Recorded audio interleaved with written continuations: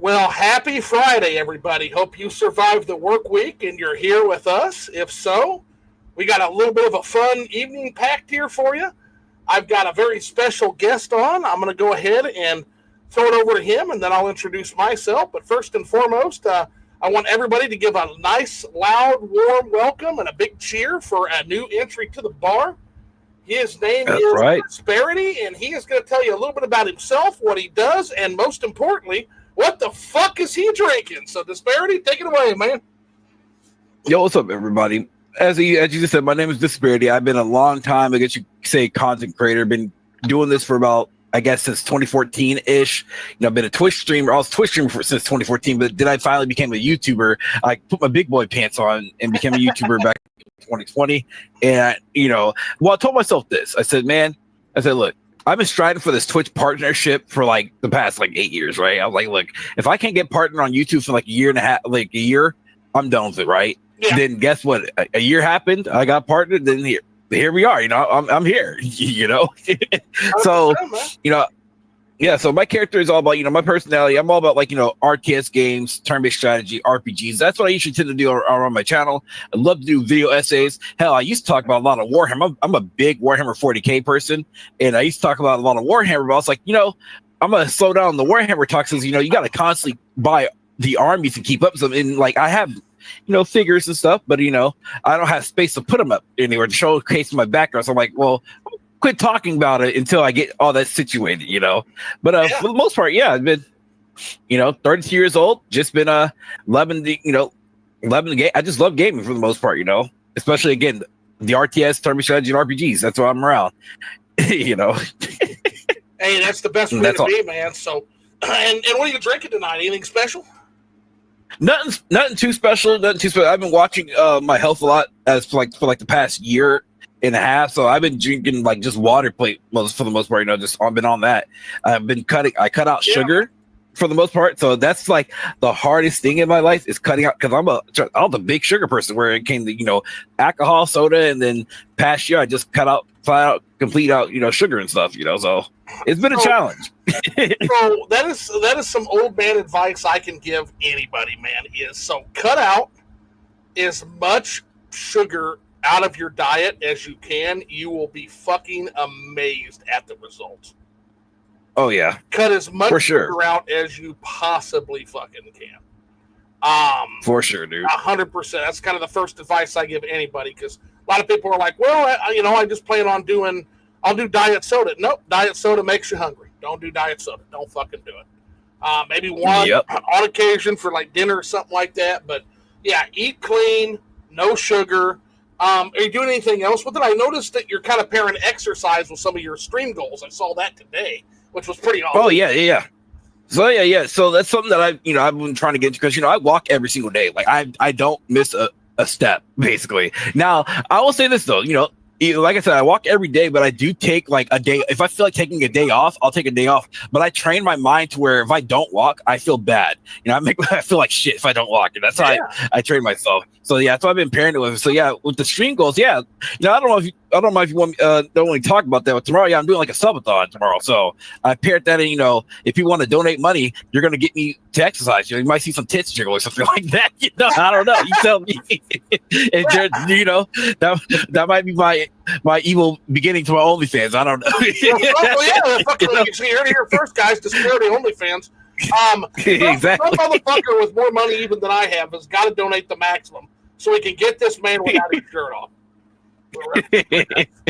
That's some pretty. I really laughed at that one. I'm like, oh my gosh, this is like some fucking Rich from Review Tech shit. I love it. I had looked around to make sure, I've been on YouTube for many years, but I want to check and make sure what is YouTube's policy on that.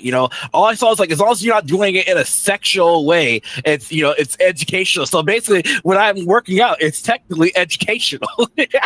This is 100% true. So aside from walking is great. Anything? Do you have anything else going into it? Do you do anything like mixed martial arts, like Muay Thai or Jiu-Jitsu, wrestling, anything like that? No, I haven't given it any thought. I used to be a football player back in high school, so I was out of shape. Like I graduated like in 2011, and imagine being out of shape for like for like years and years, without doing much. It's all something last year just clicked. Last year just clicked. I went to the doctor.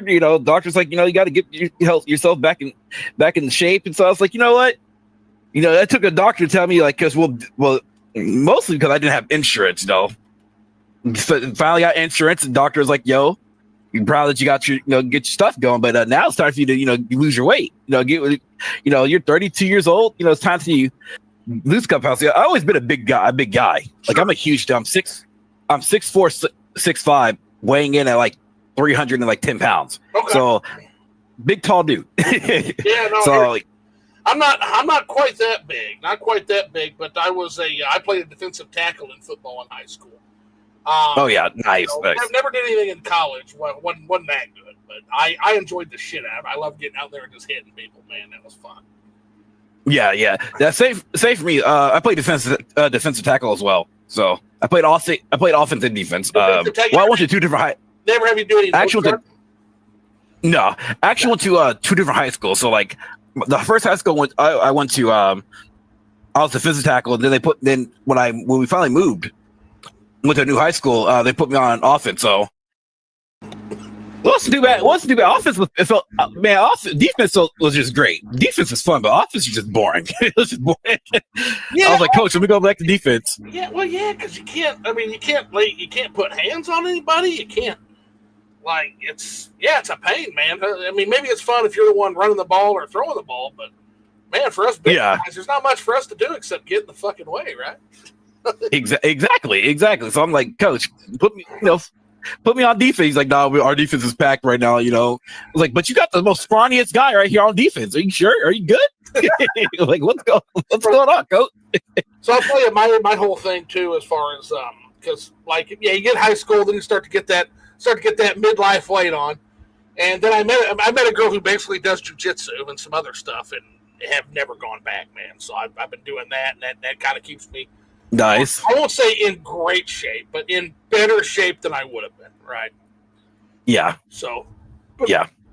But I like to eat too, so it's essential. So, okay, so that said, so you got the sports, talked about, getting into that, but now where is your gaming origin point? Where did you get your start? I always get to get these origins. What brought you into this? Oh my gosh, you don't want me to go that route now.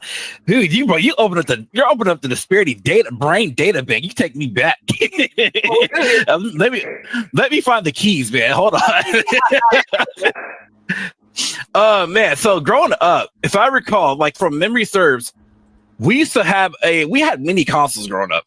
From what I remember. Now, my dad, I think my dad would buy us consoles and stuff, but my mom, she was like 50-50 on video games, right? She was like, don't play video games, but she did or whatnot. I don't know. My mom's in a weird spot because my mother, if I remember correctly, my mother used to play Mortal Kombat growing up, or whatnot. Then for some reason, my mom, she just quit playing video games. I don't know why. But anywho, though, when growing up, when I was or whatnot, we had a Nintendo. What is it? Nintendo? Yeah, we had a Nintendo. But I mostly primarily played growing up the Sega Genesis. My first couple of games back then were we had Sonic the Hedgehog, Sonic the Hedgehog 2 and 3. Then we also had Sega's version of Aladdin, whatnot. And god damn it, I could never beat that Cave of Wonders mission, bro.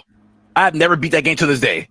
I have, it's crazy. I have the Disney collection now. I could probably go back and beat it, but I've never beat the Cave of Wonders mission. But that's where I started gaming. Was on the Sega Genesis. You're talking Sega Genesis Aladdin. Let's see if we got to the same spot. So Cave of Wonders, exactly. That's where I had to stop too, and it was always that gold genie with the multiple swords. Yeah, for me it was that leap. He kicked the shit out of me, man. Was it? Hold on. Was it? That was a for me. It was.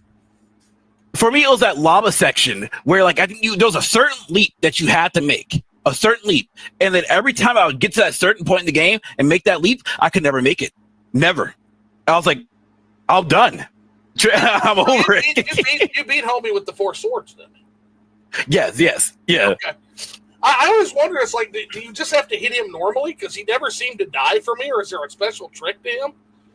Like, one of the things I always remember, like Jurassic Park, the Jurassic Park game for Sega Genesis, if you're playing as like the guy, when you get to the very end with the two raptors, if you don't know exactly what to fucking do, the raptors just kill you. They one-shot you. But there's places on the skeleton you have to throw the red bomb specifically. It's literally, there's no fucking way to know this except trial and error. And it was the same thing with the raptor. There was a certain way that you had to knock the skeleton down. And if you didn't knock the skeleton down, you could not beat Dr. Grant on the skeleton to the dinosaur's back. He would just zap you to death. And so interesting. Yeah, so I kind of felt like that was the same way for Aladdin. But when you beat that guy, did you just do it straight up, or is there a special trick to it, or just straight up? Straight up. Keep throwing your apples. Throwing the goddamn apples. Okay. Keep throwing your damn apples. So Rush Dog Cross First Blood, he's in here. Good evening, gentlemen. He says, what is everybody drinking? So Disbearity is drinking water. I am drinking a little bit of a Jack Daniel's Frank Sinatra tonight. Just neat. Nice. Typically will drink bourbon. No mixing. But keep in mind, but I want to add on more to that though. So it's like I do drink, but it's on occasion though. Sure. And the reason why it's for the most part it's on occasion because I grew up with a family like my mother and her brothers and shit. I'm not gonna sugar. They're alcoholics. Like my mother, my grandmother had 18 children. Okay, keep that in mind. She had 18. Family, yeah. Yeah, big, huge family, and so 16 of them are like still today, and. My gosh, they're drinkers, man. So when I look at them, like, all right, y'all can do y'all. I drink on occasion. I learned how to just drink on occasion. Like, we go to like a party, something like that. I'll drink. Go to a restaurant, I'll drink. Stuff like that. I know, like when it comes to like, I do drink vodka for the most part, but I'm not a straight drinker. I need to like put something in there, maybe a little bit of Coca-Cola, Diet Coca-Cola, or something like that. But also, I am also a fruity drinker too. I like a little bit of different, type of fruit in it, whatnot, to give me a little pizzazz. I just can't take straight alcohol because I drink occasionally. You get what I'm saying? So it's like, well, you know what? Any man who tells you they don't like the occasional fruity drink or fruit drink needs to try them. They need to try them. They're good. Yeah. They're good. Mai Tais are good. Strawberry daiquiris are good. They're what is it? The margaritas, fucking awesome. Like, yeah, and it takes me a while to get hammered too. So because I'm a big guy, so it takes me a minute. Now, keep in mind, it's either I'm either hammered or I don't know that, or I don't feel that I'm hammered. It's like that's one of those situations. I'm just like, am I drunk or am I not drunk? I just don't. I can't. I can't tell. Right? I'll tell you that's what I've been doing with vodka is the White Russian. Like those are really it's like the one I do specifically is with I mix it's vodka and it's the velvet Di Serono actually. It's Di Serono velvet, which is like the dessert Di Serono mixed with vodka and mixed with a little bit of milk. And that is a fucking tasty drink, man. I'm going to try that like a chance on the way. Definitely give that for sure. Yeah, it's really tasty. Yeah, just ask them if they have Di Serono velvet and just ask for a White Russian with Di Serono velvet. Rush Dog says you don't have to explain yourself. Zeus Desks rarely drink. Yeah, you're in great company. I often tell folks like there's the drinking club and then there's the Kool-Aid club, and 99% of my guests are in the Kool-Aid club. I feel that. Hey, I feel that. Now the sad part of that is they don't make mango berry Kool-Aid anymore, so it's kind of a sad club to be in.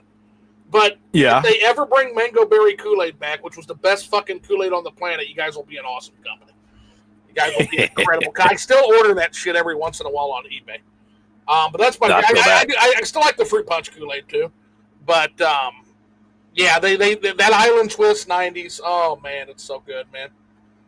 No, I feel that for sure. If you like fruit drinks, honestly, if you can ever track down a packet of that's not fucking done in.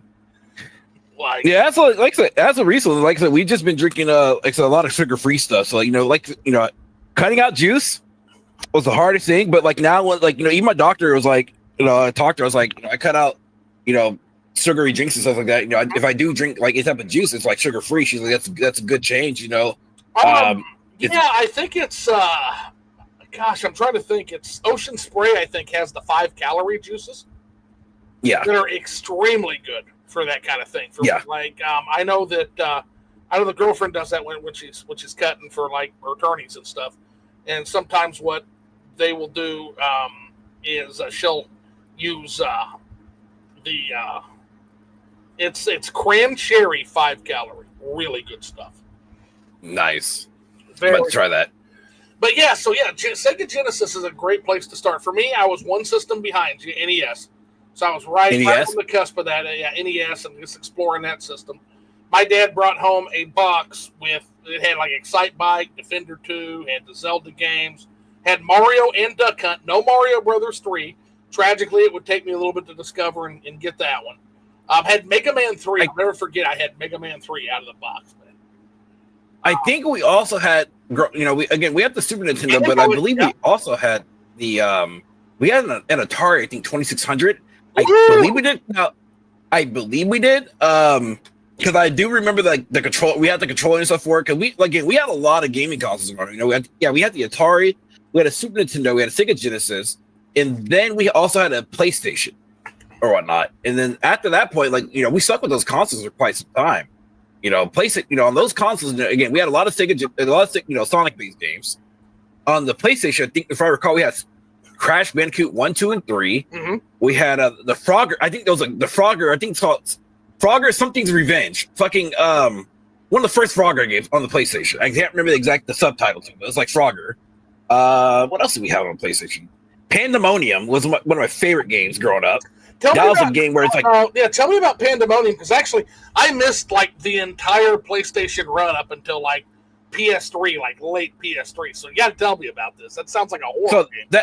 So Pandemonium was actually a platformer where you chose between two characters. One was like a witch, and another was like a clown or whatnot, right? Okay. Not a clown, but it's like, what's the other phrase for like a jester? There you go, jester. And basically, they were casting a spell. The spell went awry, and it created some type of demon. And this demon basically turned the world evil in a sense, right? And so now you have to go to that demon and go through various stages to go fight that demon as the final boss or whatnot. Okay. And so within those stages, it was actually the game was pretty interesting. So it had like the whole fort. So it's like your foreground was like, of course, your gameplay, your characters, and the background, it was like had the 2.5D kind of thing going on there. Where the background was like, painting, like a painting or whatnot, which is really cool. Now there were certain stages where you were able to transform into animals or whatnot, because to traverse those stages was actually pretty cool and pretty unique, in my opinion. Yeah. Now, if I recall, the jester had a straight up attack, while the witch or whatnot, you had to collect like these little orbs, like like an ice orb or a fire orb, in order to use them to attack. But she also had the ability to double jump. Yeah. So it was actually pretty unique. Now, at the end of each stage, you got like a passcode, so you can skip around the stages and stuff like that. So you don't have to like just start out stage one, because once you die fully, that's the game right there. So once you start fully, if you die, that's pretty awesome looking. Yeah, it's a classic. It's actually on PC. It's actually now on PC now. They brought it back on Steam. If I recall, they have the first game on Steam, but they don't have the second game. The second game's on GOG. Now GOG version of the second game runs just fine. Now the Steam version on Pandemonium, they didn't really do too much to it. They just kind of just like ported it, so called it a day. But that's one game that I definitely grew up with playing a lot. Still haven't beat it to this day, but I enjoyed the hell out of it though. I had a lot of crazy stages on it. I mean, because it's like any platform. You run out of hearts, you're dead. The gameplay's over. You got to start from the very. And I'm talking about you got to go from the very beginning unless you enter a password. Yep, that's the old days. Yep, 100%, man. Yeah. So I have to check that one out, because that looks. I love that. I'm looking at other screens. This looks really cool, art style wise. And a 2.5D platformer in an age where they shove fucking 3D into everything, man. That's what offboarded me off of like the N64 and the PlayStation era and all that shit.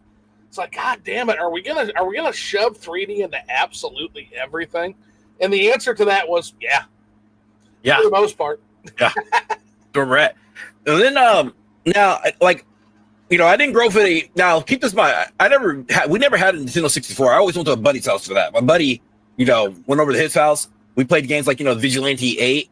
If you remember that, that game, which is basically I remember renting that game. Yeah, that was one of yep. We had that game. Let's say I played that growing up over my friend's house. We played Conker's Bad Fur Day, mostly the multiplayer 24/7. My cousin had that running around with a katana in Conker's Bad Fur Day. Was amazing. Yes, that was the greatest thing. And now I can or whatever. Yeah. Then growing up, I could never get past that. Well, I would play the story mode, right? The only part in the story mode that always creeped me out was there was like a vampire section where you had to kill the zombies and stuff. That part always creeped me the fuck. I was like, "Friend, take over, dude. You got this." I mean, you got a nifty shotgun, which is cool, but like at that point, I was like, "Yeah, we're fighting zombies, dude." Like, that's not for me. But eventually, growing up, go ahead. I'm sorry. No, you're good. I feel like at a certain point, usually within like a year, a console kind of locks its identity in based on the games that are out, right? And so I feel like the N64 really locked in pretty well as a multiplayer system. That's what I remember more than anything. I remember like doing GoldenEye. I remember, like you're saying, with Conker's Bad Fur Day, playing that. Perfect Dark, you'd load up a game full of PC. Remember those motherfuckers, those P-Sims who just went around slapping you and blurring your and taking your weapons? What me and my cousin used to do is we would load up 8 P-Sims on max difficulty, and the goal was just to try to get a fucking gun and kill these motherfuckers. And when you finally was able to grease one of these P-Sims, these motherfuckers would explode like a piñata full of candy and with all the guns they were running around the states collecting so that nobody else could fucking shoot. But there were 8 of these motherfuckers. And so it became almost impossible to get a gun and shoot, and they were on the expert difficulty. So you would see him coming, and, oh, God, he's coming to slap me. And they won't ever kill you. They'll just slap you and not disarm your gun and then take it and run away. And it was really funny. Like, we laughed so hard. Like, that was Perfect Dark. You could set up some incredible stuff with that combat simulator. Also say, like, Nintendo's actually pretty innovative, too. It was pretty cool, using the expansion packs and stuff. Especially the expansion pack was needed, for, games like Majora's Mask, if I recall.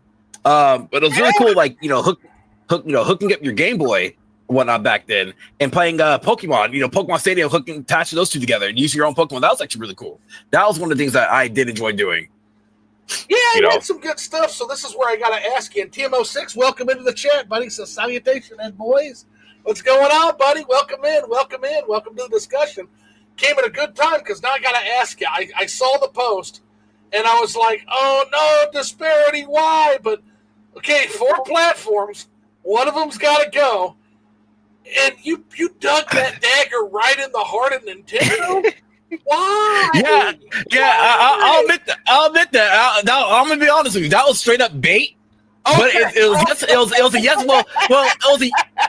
was a yes and no thing because it was bait, but then it also wasn't bait. It was a yes and no. It was kind of both. And the reason why I say that is because, like, look, I enjoy every single platform, right? But I want these platforms to do better. That's what I want. I want them to do better. Nintendo, to me, at least in my eyes, I don't think their games, especially in today's society, are not worth $80. Even that's a $70 price tag. To me, I'm like, hey, your games needs to be worth at least still keep them at $50 or $60, especially with the amount of like content you put into your games. Now, that's just my personal opinion. And then on top of that, though, I don't like the way how they're treating Nintendo Switch Online, right? I kind of have to agree with what TMO6 said about this. Okay. If I'm going to buy subscribe to your Nintendo Switch Online, give me at least a discount to buy your games or whatnot, and they can stay on my account or what. That's what I would love to have. We want, but it's not. But so people are familiar. People who are familiar with Liquored Up Live are familiar with the Zoo Heel turn on digital. I used to be so. Again, I'm not. I as much as I get a reputation for being an old curmudgeon, I'm not really.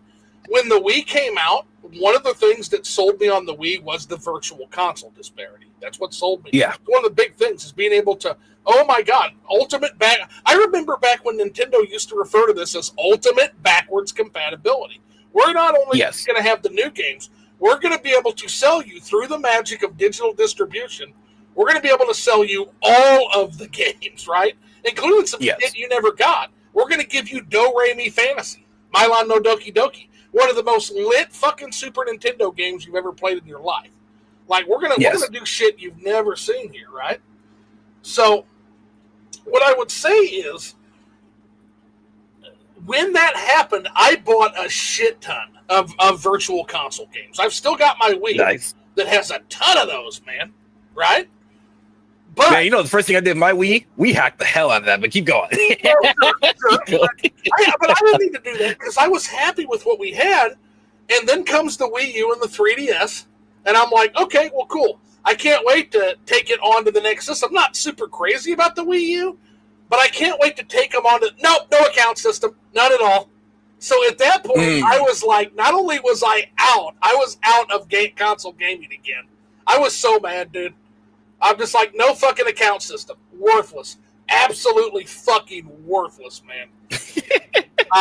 Motherfuckers. Like, no other industry treats their customers this way. Why gamers get treated this way? And the answer is because they're the worst customers. That's the answer. But why books are sold digital for a steep discount and have an account system on, what is it used to be called? The Kindle Fire or whatever. Movies, digital distribution of movies. Oh my God. Gamers put up with so much shit, bro. They just do. I mean, and also you got to keep in mind, Nintendo overall, they train their customer base. Their customer base are a loyal customer base. I think Nintendo can sell you some bullshit and people will still buy it. Look, they came out that wheelchair basketball game, man. Hey, I won't hear any disparagement of wheelchair basketball. That is game of the forever, man. Wheelchair basketball is game of games. And anybody who says otherwise just hates the disabled, clearly. So I will go full on with that because... But no, I mean, so I agree with you completely about the pricing on not only the Switch 2, but I would say that I know why the Switch did it, but I would have liked to seen a little bit of a cheaper games on the Switch. Here's why. Nintendo, the real innovation of the Nintendo, people see that as a console that can also go portably. It's actually not what it is. The Nintendo Switch is a portable system that can jack into a television. And so if you look at the price of not console, but handheld games, they were always much cheaper than console games. The Nintendo Switch, the true financial innovation of Nintendo Switch, is that they convinced all of us to buy handheld games for the price of console games. And now that they've done that, we're never going back. OJ will fight me on that shit forever, but that's what actually happened, man. They convinced us all, myself included, to spend full premium console price for handheld games. That's what they did. Yes. And it was fucking brilliant business-wise. But, man, I don't know if $80. I think they're getting Swellowhead. I think they're getting arrogant.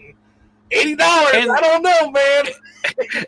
And that's the thing. It's like, so when I don't like something, look, again, I buy things I enjoy. I've always been that kind of person. Me too. So when I first seen that Nintendo Switch 2, I was just like, I don't like what I'm seeing.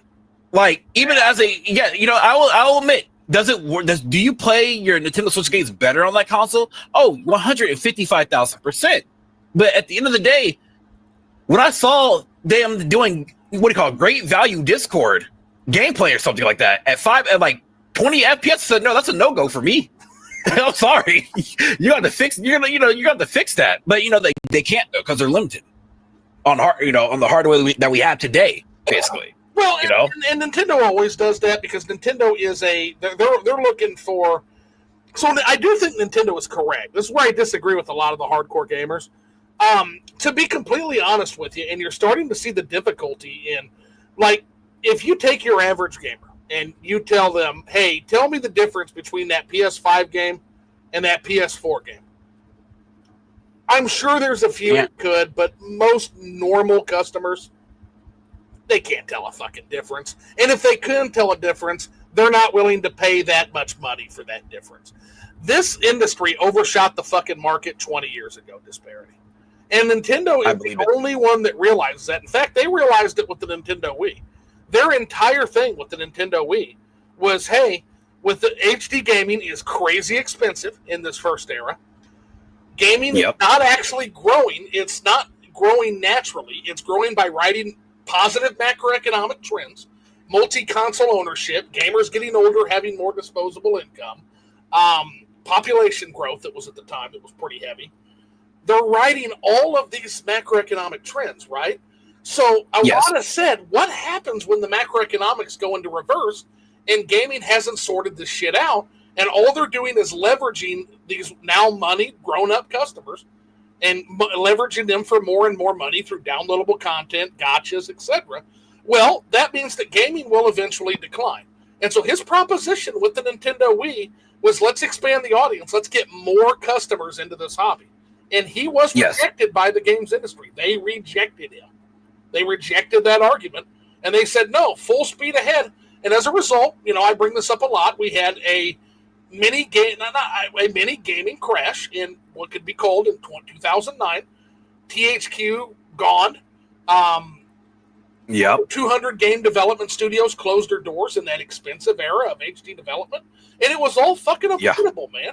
It was all avoidable. Iwata and Nintendo showed them the way, which is, hey, guys, let's slow down on graphical development. Let's slow down on specs. Let's not overshoot the market.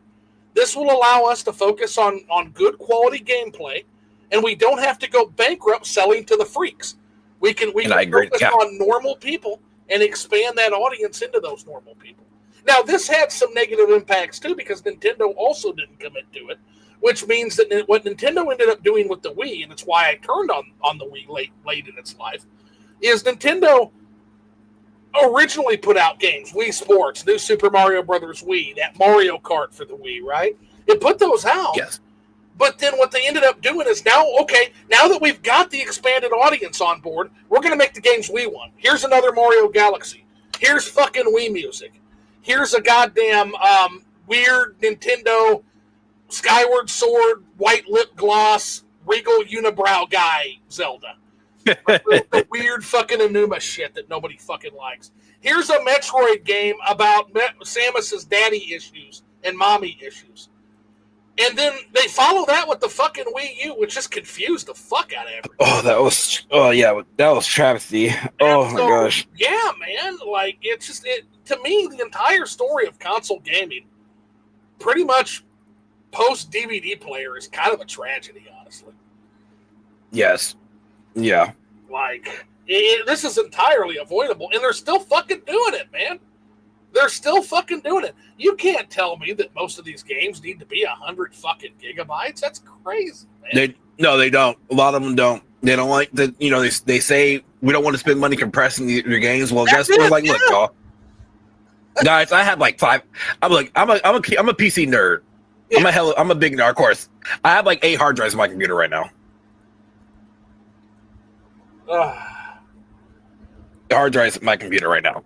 Yeah, I have 3. I have like 4 hard drives dedicated to what do you call them? Dedicated to just games, and right. Like the other 4. So yeah, sorry, I was talking to somebody at the same time. No. So yeah, I have like 5. Actually, no, I have like 5 dedicated to games. Right, each hard drive is like what? I have 4 SSDs, and then I have I still tell people actually. So between those 4 hard drives, you can download what, like 3 modern games? Basically, well, because each one was like 1 to 2 gigs. So for my NVMe drives, each one was like 1 to 2 gigs or whatnot, right? My main one's a gig, and my other ones are like 2 gigs. Yeah. And then I'm a big advocate, by the way. People, yes, we might live in modern times, but HDD hard drive, guys, is still viable in today's society. Go ahead and buy yourself a 20 gig hard drive. I'm sorry, 20 terabyte hard drive. 20 terabytes. You can less than $200. What my approach with my PC has always been to have a solid state drive for the boot up. So for all your systems on your PC, run off the solid state drive. That way you're getting that really nice performance, and then everything else goes on the mechanical drive, the HDD. Yeah, it's very game dependent. So if it's a game that does not require, so when I buy a game on Steam, right? Yeah. If it doesn't say requires an SSD, that goes on the HDD. Yeah. if it doesn't or whatnot. Now if it's like a game like Total War Warhammer 3, that game you need to have it on the SSD, because if you don't have it on SSD, you're going to be sitting in the loading screen for literally for 5 to 10 minutes per battle. It's insane. So you have to have it on NVMe drive or SSD in order to compete, like dead ass. And so that's how I do it, And people keep saying, "Well, guys, go ahead, keep buying your NVMe drives." Well, a lot of people don't know is this though: an NVMe drive and an SSD, they actually have a lifespan. Dead ass serious. You might have quick loading, but for those that don't know this, they actually have a lifespan. Most of them are 5 years. Just about damn near 5 years. So once you hit up I think it's called the write speed of it or whatnot. Yeah, it'll go into read only mode. You can't write anything to it. It's like that's something that people don't consider now. In today's technology, is there a reason for that? It has something to do with the tech or whatnot. They're trying to they keep expanding with newer models each year. I have to look more into it, but if you want to know more, there's actually a disk software that you can download. God, what's the name? I have it on my computer, but you can download it. It'll tell you basically how much lifespan your SSD has, basically. Like, example, my very first NVMe drive that I bought back in 2019, it has about another year left in it before it goes into a read-only mode. It's quite insane. And so I have to consider planning on rebuying another one. But again, it gave me 5 years. But at the same time, it's going to be useless in about a couple years. It's called Crystal. Oh, I found it. It's called Crystal Disk Software. Crystal Disk Information. There you go. Okay. Look it up. That will tell you how your lifespan on your hardware or whatnot. Now the difference is, so of course, with HDDs is that they do last for many, many years. But here's the issue, though, is that if you bump it into the wrong way, you can damage your HDD and kill it forever. Yeah. Now, for me, though, when I was building my new PC, I went on Amazon. I bought an 8 terabyte HDD for $100. Now this is the enterprise hard drive that runs at 7200 speed or whatnot, RPM, and it does me justice. And it's the same company who I bought my last hard drive from, and it lasted me for like 10 years plus.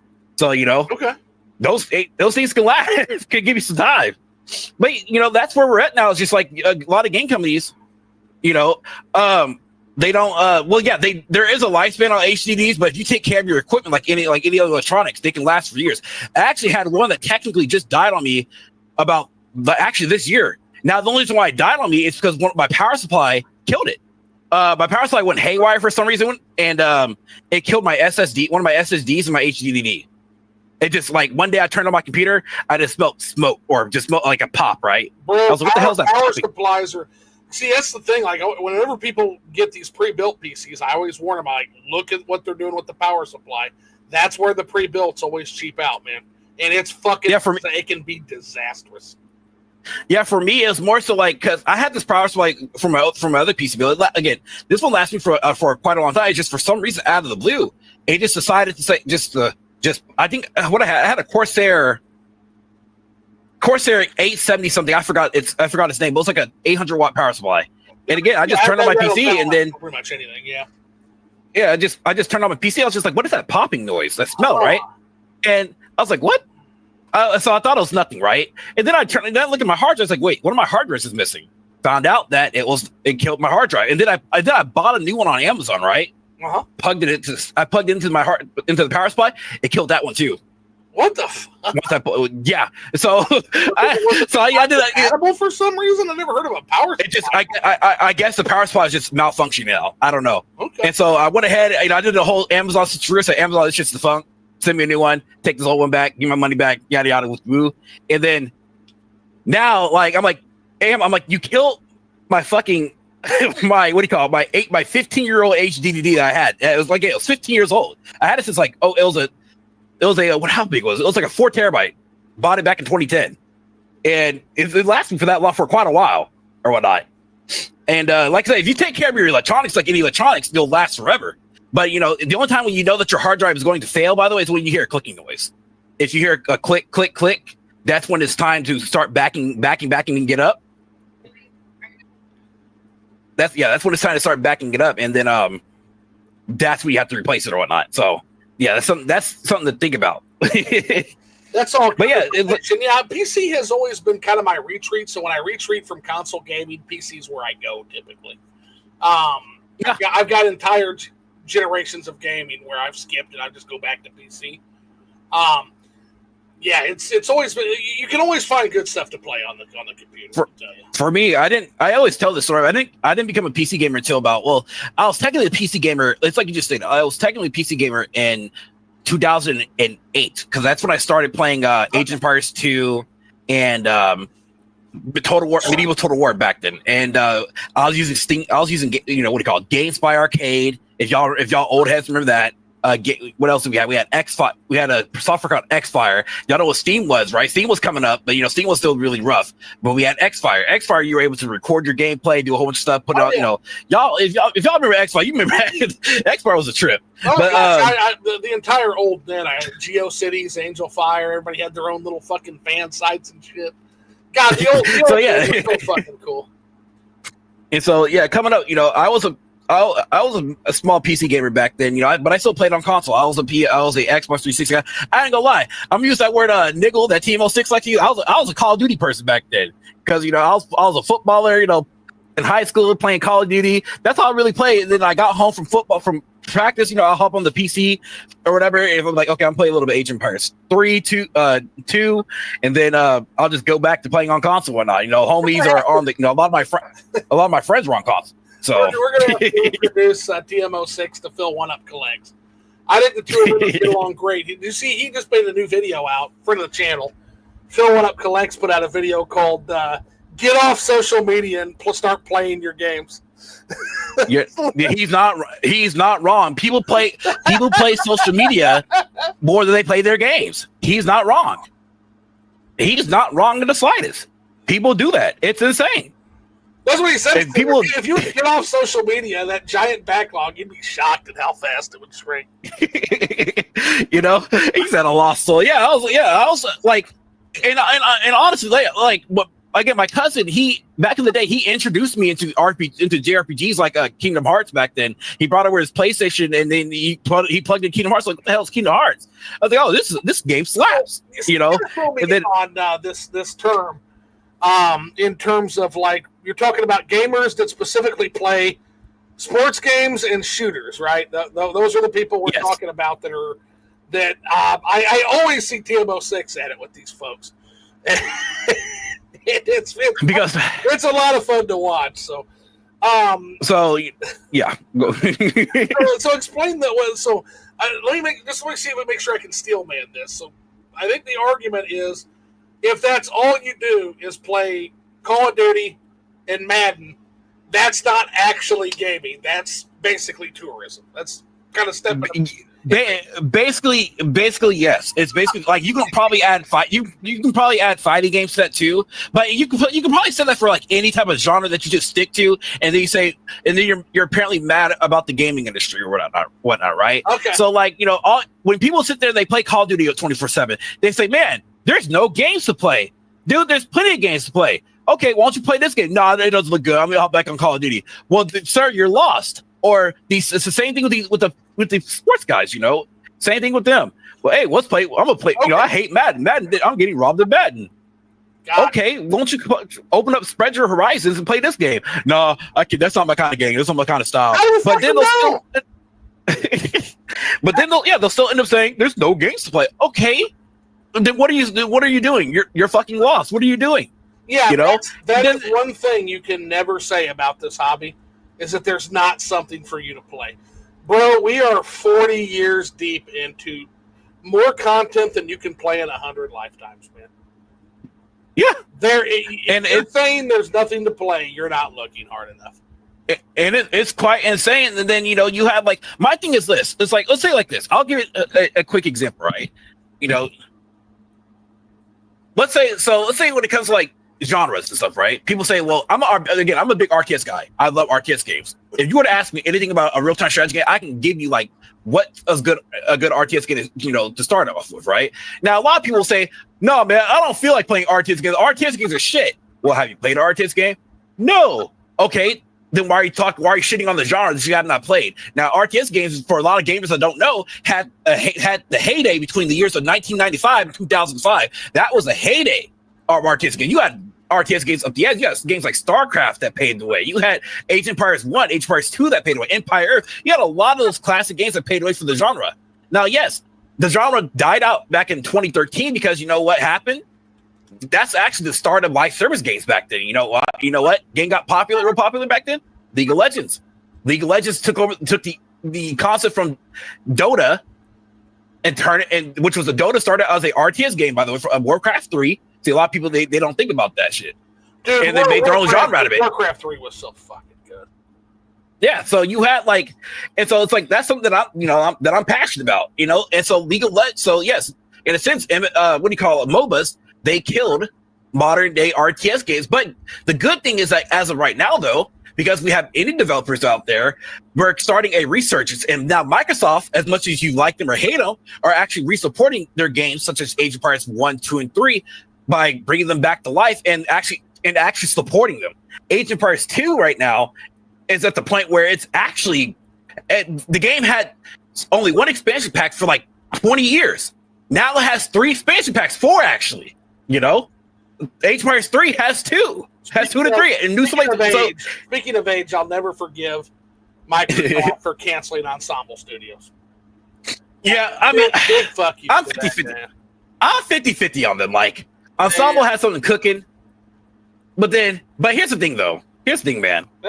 When Ensemble got canceled and they created 3 studios out of Ensemble Studios, the games that they came out with, I was like, bro, I kind of see why they got canceled. They came out with what's called Orcs Must Die Tower Defense. One of them created, I think, Age of Empires Online, and then the last one, I don't remember what the last one was doing, but after that, they did create Halo. Halo Wars was fantastic though. That was the very first RTS to console experience. I mean, to bring RTS game from the PC onto the console experience. So that was quite interesting to see. And EA dabbed with that with Command and Conquer, by the way, as well. So a friend of the channel, Caesar Arcade, sent me some Xbox One games, original Xbox games, right? And I got to tell you, exploring the, I've only dipped my toe in, but some of the early Xbox stuff, I can see why people kind of fell in love with some of the games on these consoles before Xbox just shit the bed, right? But I was playing a game called Crimson Tide. Well, Crimson Tide or Crimson Skies? No, Crimson Skies.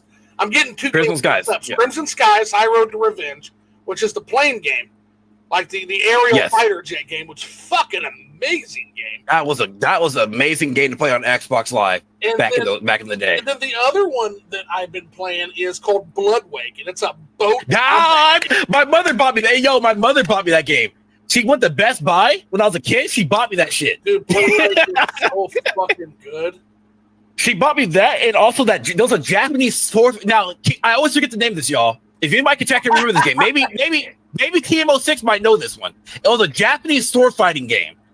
But the only thing I remember is that it was like it was Japanese sword fighting. It had music from Raw. If you know Raw, the wrestling game was like Raw 2004. Okay. What the fuck was his name, dude? But it had music in it from that or whatnot. And like one guy, you could breathe fire out your mouth or something like that. I don't remember the name, but it was a really short Japanese fighting game. Oh, God. I gotta look it up. Okay. My mother bought me those. Well, while you're doing that, yeah. And then the one everybody's screaming at me to play eventually, I gotta find it first. There's a game called Lost Odyssey for the Xbox. That was a good game. Everybody says I gotta play that. It's right up my alley. It's very philosophical too. They said basically the guy has lived for 100 years or 1,000 lifetimes or whatever. Yeah. And he's got all these stories that are just really, really, really poignant and shit. So I never beat Lost Odyssey. My friend, she let me borrow her copy for a week, and I got halfway through it before she took it back, of course. But I remember a lot of it. That game was actually it was peak. Honestly, I was playing that game for the first time. Yeah. I was like, man, because when I had a 360, I was like, damn, where's all the fucking JRPGs on the 360, dude? This is back in high school. I didn't have a lot of money, so I bought whenever any type of thing when I can. Is it Kabuki Warriors? Yes, it was Kabuki Warriors. Yes. Who said that? Who came up with that? Timo 6. Yes, that was a Timo 6. Yes, that was it. Yes. My mother bought me that shit. And it was a very short fight. It was a very short fighting game, but it was fun as fuck. You know, cause my mother, she just bought it out of the blue. Like she was like, I don't know. She's like, I don't know what kind of game you wanted, so I bought you Bloodwake, and I bought you this game. I was like, oh, okay. I mean, so yeah, it's just. And then, of course, Halo. Everybody remembers the Halo LAN parties. And I think what a lot of people forget about is just how fucking good Halo was as a game in terms of pure game design, even from the single-player campaign. That game was so fucking solid. Yeah, Halo's solid. Me and my buddies, we had parties. I never had an Xbox back then, but my buddy Mark had one. And he actually was a ranked Halo player. He was one of the top Halo 1 players in the fucking world. And he went under the name of Semper. And so when you saw that Master Chief in the all black armor coming at you, like, yeah, you're fucked. This dude could literally run at full speed with the sniper rifle, like quick shotting you in the head. Like, this guy was fucking nuts. And so we were always on his team, and we would literally, I remember our local GameStop would literally unlock the door and let us in to basically practice in there and shit. So we would literally go in there and practice. And by practice, I mean he would just kill us over and over again. And I might get 4 kills on the guy out of 25. Nice. So yeah, Halo was a great because we had my friend Kevin. You know, I'm still friends with him to this day. You know, back in the elementary school and shit. My friend Kevin, he'll host on weekends, right? Like he'll let people stay the night at his house, right? So let me tell you, this was back in the day where everybody used to go over to a friend's house, stay the night, stay up all night, eat pizza and all that shit, eat ice, whatever, right? So we had Halo LAN parties. Only got the original Xbox hooked up. We sat there playing Halo all fucking night, dude. Like non-stop, dude. Another game, it's sad to see the series go away. And honestly, I said this game was probably better than Mario Party. It was called Fusion Frenzy. That was the game that everybody played. Dude, we played that shit. Frenzy is awesome. We would play that and we didn't have the whole game, but Mark had the demo to that game on his Halo copy. Yeah. We would play it. He would always pick like the atomic rod game. And so basically you're running and you either have to jump or duck over these fusion rods. That was called Twisted Something. It was called Twisted Something. That's the only stage that everybody played. It was Twisted Something. Yeah. That was the only stage. Yeah, that was the only stage, because I had the full copy. My friends wanted me to come over with that game because I was the only person with that game. So we stayed up all night. I remember one day when we stayed, it was like 10 of us, right? Yeah. I went to sleep because I was passing out. I think I had a lot of soda, a lot of pizza. I passed out at like 1 a.m., right? Yeah. I woke up back up at 5 o'clock. I'm like, y'all are still playing this shit at the same stage? Bro, that game for hours. That particular micro game was so addictive, man. And so like that. And then they came up with the sequel on 360. It was just like, bro, what is this? It's like y'all had passion and then y'all lost it. What happened? I can't speak on that one, but I can't imagine they were ever going to beat that one minigame. No, I'm like, this game had potential. Y'all just gonna lose the potential like this? Let's take the chat real quick here. Let's get caught up. So Mr. Simp said, Sean's a professional raw dogger. Damn. Oh yeah, that's my little brat. That's my imaginary TM I'm playing. Okay. Master Nathan comes in to say hi. What's going on, Master Nathan? Welcome in, buddy. Says, hell yeah, I laughed my ass off. Rush Dog. Didn't the N64 transfer pack only let you play the Pokemon Game Boy games, not all Game Boy games? Like the Super Game Boy Lane, if true. Let me think about that real quick. I think the expansion pack was mostly for the for games that needed more RAM, such as the Majora's Mask, if I recall. Now, I could be wrong. Perfect Dark. Yep. 64, those kind of games. And then it was a Rumble pack that needed more. That with the Rumble pack, I think you're able to. I could be wrong. You were able to plug in your Pokemon game or something like that, and you're able to play. Let's say Pokemon Red on the N64. Could be wrong though, so keep that in mind. They have always dealt bullshit shenanigans when it comes to Pokemon. Always. you know. Why is But yeah, like I'll admit I love Pokemon. Why is Red and Blue two fucking games? There's no goddamn difference. The only goddamn difference specifically is a few Pokemon that are specifically left off the other game. That is the only difference. Man. I mean, Nintendo knew they were. I mean, or not Nintendo. The Pokemon Company knew what they wanted to do. You know, they wanted to sell more copies. Exactly. That was one way to do it. It definitely. They wanted to sell more copies. They wanted to sell their the link cable back then. Yeah. You know, I mean, they were smart for that. Oh, but I get it. I just looking back now with my more pro consumer eye, I'm like, eh. But yeah, like. I'll admit though, definitely growing up, like, yeah, we didn't like my parents, of course, at a certain point they got divorced. And so we didn't have a lot, to go off of basically. I stayed with my mother. So like when it came to like gaming, so, I got up until like high school, right? Yeah. I couldn't really play a lot of games. Like if I were to play a game, I was the guy who went out there, mowed a couple grasses, made some money to buy what I wanted. Right. And so not until like after high school back in 2013, I ain't gonna lie, that's when I converted to an actual hardcore gamer, and I started just buying a whole bunch of games and stuff like that. And then my mother was eventually like, "Son, you're addicted to video games," something like that, because she kept watching Dr. Phil, and Dr. Phil, had a segment on video addiction. I was like, "Mom, quit watching that Riddle Doctor. He ain't shit." Dr. Phil is a absolute fucking swindler. That dude is such a fucking swindler.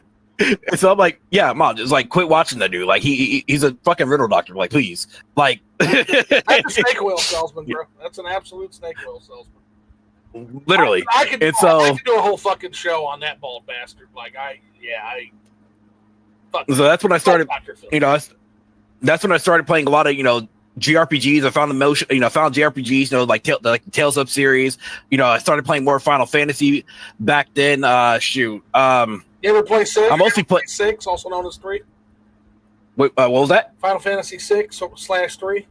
I actually had not played. So the Final Fantasy. Now, keep this in mind. Now, a lot of y'all are gonna hate me for this, right? Yeah. Now, I am planning on doing an eventual Final Fantasy series playthrough to play them all. So, the Final Fantasy games that I have played and beaten, I beat number 3. Okay. I beat 4. I have not. I have both the original 7 and the remakes. Have not jumped on them yet. Have not played 8 or 9. Now, I beat 8. I'm sorry, 10. I haven't 8 played times. 9. I haven't played 9 yet. No, I played. Actually, I'll take that. I played about a good 5 hours of 9, because I think I had it. If I recall, I had it on the PSP, because I modded my PSP and I had it on my PSP. So I played about 5 hours of 9, and then I beat 13, 13-2, 15. Sorry. I'm so sorry. I mean, for me, it's like I never really hated 13. I just didn't like the first 8 hours of it, like the first linear portion of it. It just rubbed me the wrong way. Everybody always says that. Everybody always like, well, it gets good. It gets good after 20 hours. Well, I'm not waiting. But now, Tox though. Keep in mind, sir, I have actually every single Final Fantasy now on PC. I actually been collecting them over the years, and I have every single. So I'm going to be doing an entire playthrough now. Like when they came out with the remasters and whatnot just recently, I was like, why am I gonna buy like the 2D pixel remaster when I have Final Fantasy 3 and 4, like 3D remakes already, certain shit like that. So like I have them all now, and I'm planning on playing them all. Like I'm talking about going from 1 to 16, and then 16. Keep this in mind, 16 isn't even a Final Fantasy game. It's Devil May Cry. So yeah, you're gonna keep that a buck. Yeah, I haven't even played. I played a little bit of 16. And enough to know it wasn't really for me. I'm going to try it again. Friend of the channel, Jay, says I've got to try it again and give it a proper chance. Maybe I need to do the same thing for Final Fantasy 13. I don't know. Let me give you the down low of Final Fantasy 13. So Final Fantasy 13, I was really excited to try that out. Because I'm like, okay, I got the PlayStation 3 late, right? This is the first Final Fantasy game I've been able to play since Final Fantasy 6 on the Super Nintendo. Didn't get to play 7, 8, or 9. Didn't get to play 10. Didn't get to play 12. So 13 it is. But my last Final Fantasy game before I jumped into this fucking tube, this HD, visually impressive tube, because that's what that game is. It is a tube.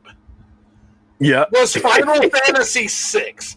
So I'm having a really, really rough transition from probably one of the absolute masterpieces of the JRP genre.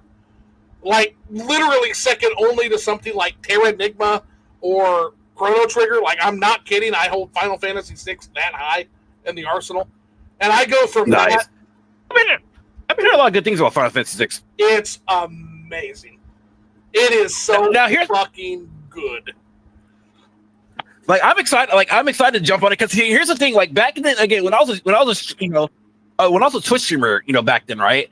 I actually was supposed to do a Final Fantasy series playthrough like way back in 2016, but then I quit streaming back then because I was like, I just got out of college.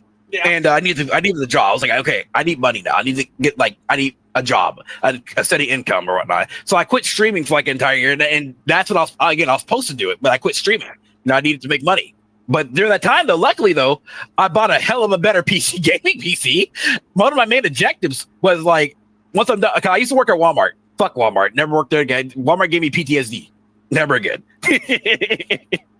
And so I said, my main objective was that I'm going to buy a PC and build a PC, and that's what I did. And that was my main objective. I think I spent like over $1,300 back then. That was actually pretty cheap for a PC back then.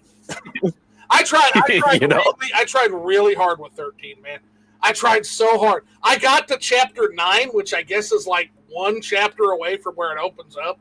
Like I got on the airship and I just gave up. Like I can't fucking do another. I can't walk another step as these miserable fucking party members. I can't stand any of these people. Lightning's a bitch. Snow's a dumb dipshit. Vanilla's annoying. Hope is a little bitch. The only one he's going halfway fucking stand was Sauce. It's the only one because I identified with him, and his he just wanted to save his kid, right? Yes, and yeah. I can't say I hated all of them. Fong I never really got to meet too well. She seemed cool. Saz was cool. Saz was cool. Saz was cool too. Yeah. But hey, Lightning is the most powerful Final Fantasy character, in the series apparently. So that's what we got to deal with now. Terra with Tetra Magic, man. As per Terra, I don't know of any. So I don't know. There's some really strong Final Fantasy pro tags, but Esper Terra is pretty wild. Yeah, but my understanding is that they favor Cloud so much that they overpowered that guy too with Omni Slash. Honestly, I'm gonna give it a buck. Yeah, dead ass serious. Well, before I even get into what I wanted to say too is Final Fantasy VII, at least growing up to me, right? Because again, I was only able to access a couple of games, correct? Stuff like that, right? And so, every time I kept hearing over the past 15, 20 years of my life, kept hearing people say Final Fantasy VII is peak. Final Fantasy VII is peak. So I didn't play it because I felt like, damn, it must be overrated or something like that. If I keep hearing the same thing, because my favorite Final Fantasy was Final Fantasy X. Because again, I'd beat 10 up and down, left and right. That was my game. I still need to play 10. I understand it's a little bit more linear, but not as linear as 13. So if you went from 10 to 13, I could see where maybe you didn't hate it as much because there's a little bit more of a preparing. They give you kind of a spoiler, but not really. Final Fantasy VI has two portions. Both are expertly done. The first is the World of Order. Yeah. And the World of Order is pretty much your typical linear JRPG, right? There are parts where you can pick your story between 3 different stories happening because the crew splits up, etc. But it's really one mainline story from beginning to end. Then you have the World of Ruin. And I'm not going to tell you what happens to get to this second world, but this is an open world game at this point, basically. Yeah. Once you complete Celis's mission, you can go anywhere. You can literally go anywhere once you get the airship back. And it becomes this putting your crew together to go tackle the big bad guy, basically is what happens. Now here's a question for anybody that wants to answer. Now, I 100% believe that, Final Fantasy should stay turn-based and they should create, use sub games or whatnot, as to try out different things. How do y'all feel about Final Fantasy sticking to turn-based? Like a lot of people, because apparently a lot of people hate turn-based strategy games. I don't understand. I love turn-based as long as it's done well. And Final Fantasy VI is done expertly, so I wouldn't want to change it.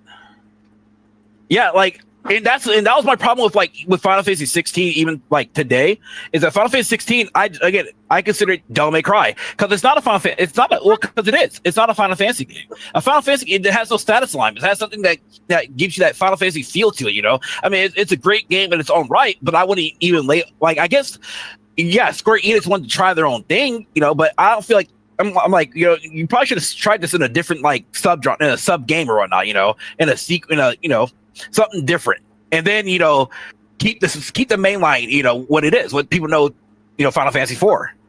For me, it's really hard to define Final Fantasy though, because I think it goes beyond just turn based. Because there is just every Final Fantasy is so goddamn different after the first three. So Final Fantasy 4, that is true. Foray into like the big epic storyline. Then Final Fantasy V gave us the job system. Final Fantasy VI gave us that open world half of the game. Actually, I thought it was number 3 that gave us the job system, if I recall. It did, but I think it was number 3. It was 3, but where it really took off for me was 5 with Bards. Okay. Like that job system was incredible. That's the one it always sticks in my memory. Like, this is the job system, but you are correct. Yeah, it came about with 3. But then you get to 7, and it goes that more cinematic direction. With 8, entirely different in terms of what they were trying with. I think it was like a junction system. I haven't played that one, so I can't be as sure. But very different from the Materia system. Then you've got 9, which was a return to the kind of your basic Final Fantasy or traditional Final Fantasy. 10, my understanding, is really experimental with some of the things they do. 12 is basically like a pre-Xeno game, like Xenoblade game. Because it's got a weird MMO almost style. What's crazy is I actually hated 12 because I'm like, one of I hate it is like 13. I didn't like the whole MMO feel. It's like I didn't like the whole MMO feel to it, right? I did. Yeah. But then it kind of grew on me. I was like, actually, this is not that bad, Because I like to give games a second chance, right? Like, it's not that bad once you really play it, But right. At first, at a glance, though, it's just like, nah, this isn't for me. I hear you. At a glance. Definitely at a glance. All right. Look at the comments here, because we got to get these comments in, because I think we got a fire. Kindling down below here. So let's see. Oh yeah, we do. We're yapping. We're gonna get to it. But play nice, you two. Well, we're gonna get to you. Oh, and by the way, guys, Liquored Up Live, we read your comments live unless there's some really gnarly shit. So behave yourselves, because it's getting read live. Anyway. On PS4 and PS5, if a game is added to PlayStation Plus Classics, you can outright buy them. Also, if you own them on PSP Vita or PS3, you get them free on PS4. Yeah, a fucking account system, right? That's all we fucking want, Nintendo. That's all we fucking want is a goddamn account system. Literally. Let's see. It looks like they've finally done, but also not with the NSO games. And I've got a theory on that. I'll get into that later on once we get through these comments. But I have a theory on why they're so fucking protective and why they're Disney vaulting all their classic games. Put it this way. If I'm Nintendo, I don't want to compete with Mario 3. I don't want to compete with Mario World and fucking Super Metroid. I don't want to compete with that. I don't want to compete with that. So I'm not going to say. And they found the data on the Wii. They were doing really well on the Virtual Console when you could buy them. Oddly, Rush Dog says, "Oh, how many Virtual Console games did you buy, Zoo?" Holy shit, man! Probably over 150. Probably. Probably. Which again, that's rookie numbers compared to what I did with the Switch. I went fucking crazy with the Switch. But it was the cartridges, man. It was the cartridges. They got me. Yeah, I'm a big physical guy, but we'll talk about that later. 100%, man. Oddly, Nintendo refuses to use the word wheelchair when promoting Drag X Drive. Yeah, it's wheelchair basketball, and it will always be wheelchair basketball. And there's nothing they can fucking do about it. Apparently, it's not reviewing great, but that doesn't mean anything. So I won't know till I actually try it myself, or hear from people I respect. So, Rush, if you try Drag X Drive, tell everybody what you thought of it, for sure. Rush Dog, you thinking the Rumble Pack? Expansion pack was used for games like Majora's Mask. Oh, no disparity. I mean the transfer pack from Pokemon Stadium. Apologies if I'm getting the name wrong. $80 is definitely insane, TMO6 said. My Switch 1 games run mess still. Nintendo needs patches ASAP. Oh, shit. I thought they were running better. Are you serious, man? Damn. Yeah, you need patch for those. Yeah. TMO6 says Xenoblade trapped at 380p, 30 frames per. Damn. If you put a photo of Horizon PS4 and Horizon Remaster PS5, you can tell the difference. Okay. Well, that might just be the old man shaking my fist at the clouds in TMO6. I do that sometimes. These daggone new games. It'd be a fun experiment to mislabel PS4 and PS5 screenshots of the same game. As I know that The Last of Us shit. Like, they were showing, like, the difference between The Last of Us Remastered, Last of Us Part 1 Remastered, remake, and then The Last of Us remastered. And hey, don't talk about The Last of Us like that, man. Best game series. You know what? I had a huge bullet on The Last of Us back in 2012ish because I'll never forget. I'll never live it down. This is back on the SNES Hub forums. I was told that, hey, make sure that you try The Last of Us, because I used to really slam narrative games, right? I used to really slam narrative games. Yeah. And when I did this, one of the things that I would do is I would say, when they brought up The Last of Us, I said, if I want to play a game where Indiana Jones is just more of a dick, I'll just watch Indiana Jones. Like, it's going to be a better experience than playing anything that these fucking games. Or that was Drake 2, Uncharted Drake's Fortune 2. And God, Uncharted was amazing. I will say that. Yeah, Uncharted 2 was, when I finally got to play it, I was wrong. Yes. Let's see, that is the rule. Macroeconomics mentioned. Yeah, everybody take a shot. TMO6 says Nintendo shot themselves in their foot with that approach to halting hardware. So, sort of. Nintendo never fucking followed through on the promise of, so you can't just halt the hardware, right? So, Nintendo wanted to have their cake and eat it too. They wanted the expanded audience, but then they didn't follow through and give that expanded audience the games they desired. They then tried to funnel that expanded audience into the games they wanted to make, which are hardcore Nintendo IPs, and nobody fucking cared. That was kind of the problem they had. Wii U releasing as a PowerPC-based console that wasn't any better than a 360, and PS3 big late 2012 was disgusting. Yeah, and nobody bought it. It was literally a product for no one. It lost the expanded audience, and it lost the hardcore gamers, 100%. HDDs have a 3 to 7 year lifespan, saying a lost soul about the football gamers.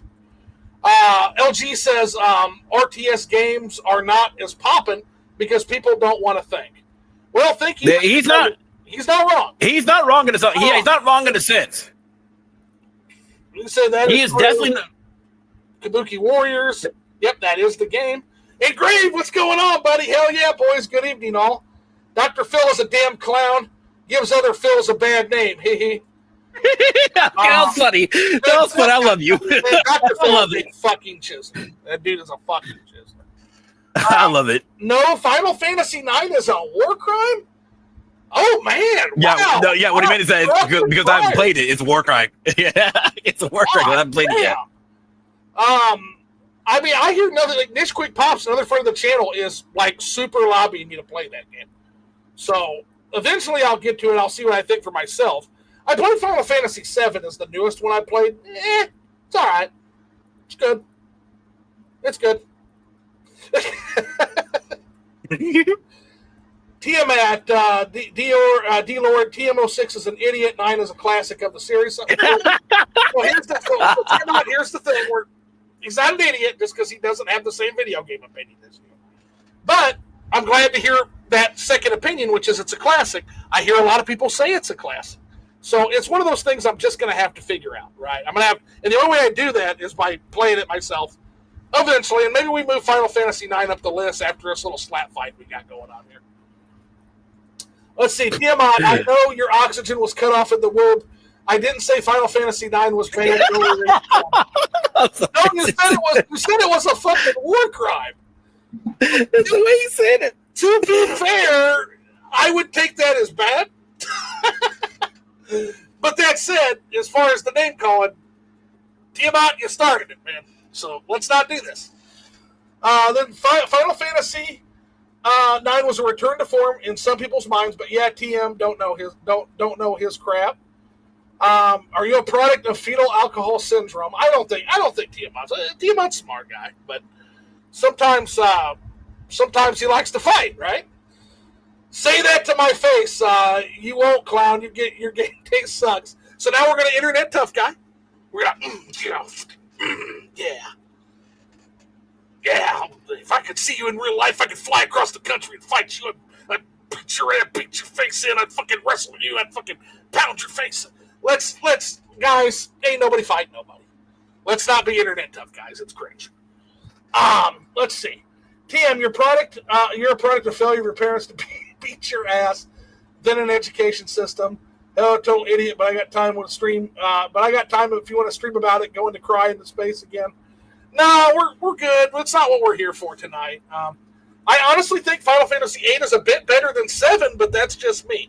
So, LG, my understanding of Final Fantasy VIII is it was ambitious, right? It was really, really ambitious, and it tried some really interesting stuff. Now, whether or not it works or not, I guess it's going to be up to individual gamers. But my understanding is there's a lot of people that absolutely love that game for what it is, right?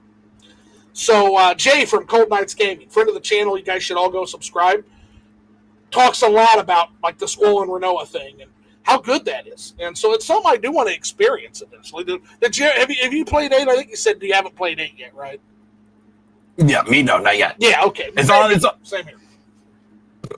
No, I'm excited to like really play the Final Fantasy games, that I haven't played. Because like I said, again, growing up, don't have a lot of money like that. So, you have to pick and choose what you can get, But once you got into high school, after high school, made money, I got a lot catching up to do. Let's see. I'll admit that. Timo 6, you literally failure of society that rages and can't tell the difference between SM and IRL. We're throwing out internet terms. I'm old. I don't know what this means. Also, your gaming tastes are shit. Okay, now. And then I'm going to skip this comment. I'm going to ask you one time, Tiamat D-Lord, please don't say that word in the chat. That particular word, YouTube doesn't like very much. And even though I'm not monetized, we don't want it. We want to limit the stream. We want other people to come in the stream, and YouTube will shut that shit down in half a second with that R word. So please don't use that here, okay, man?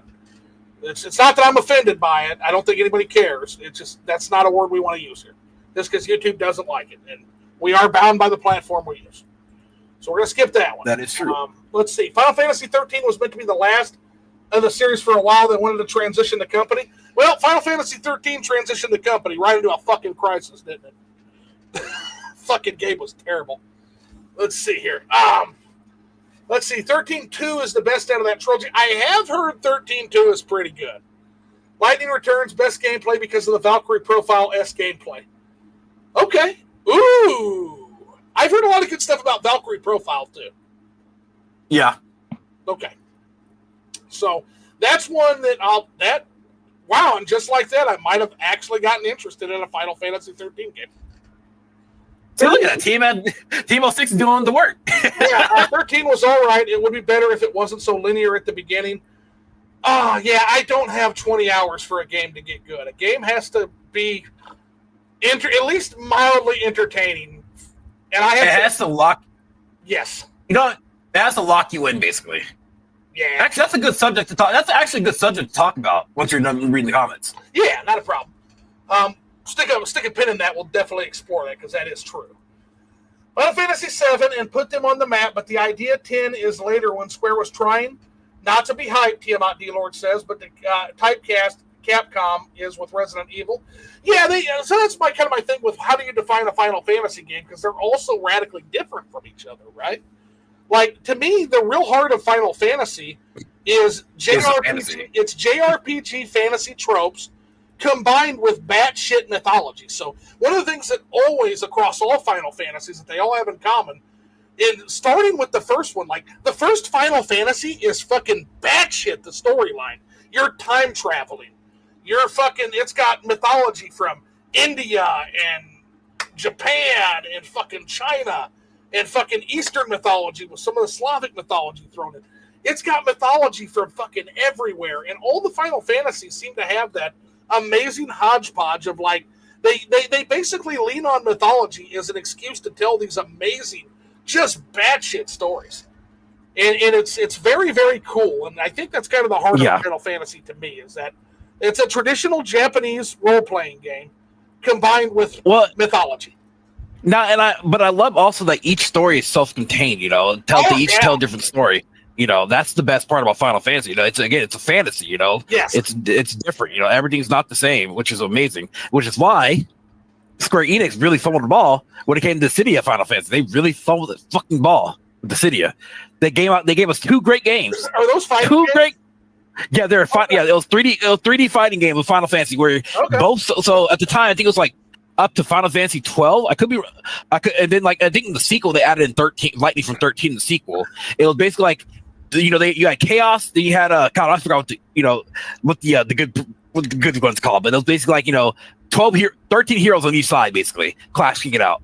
And God, that was the game, dude. That city was the game. and then they gave us Dissidia on fucking PC, and they gave us like a weird ass live service Dissidia game. And I'm like, it wasn't bad, but it was bad. Okay. So speaking of fighting games, so every Persona game has got like a fighting game, but Persona 5 has not. But here's my question to you: are we in favor of getting a Persona 5 fighting game, or are we in favor at this time? Do we really need to get the fuck out of Persona 5 and get to something, whatever is next? I think, man, in that sense, I'm torn now, man. I think definitely. I feel like okay. I feel like if they, how can I say this? Okay, so they gave us let's think of Persona 4 first, right? They gave us a lot of different type of games in Persona 4. They gave us a dancing Persona game. They gave us Persona 4 arcade. And those and so I'm sorry, not arcade. They gave us a Persona 4 fighting game, right? So that right there it makes sense to me because those are sub games. Those are games to try to get other people to play Persona. They're supposed to pique interest into from other people, basically. So to a fighting game person, like people what the fuck is Persona? Right.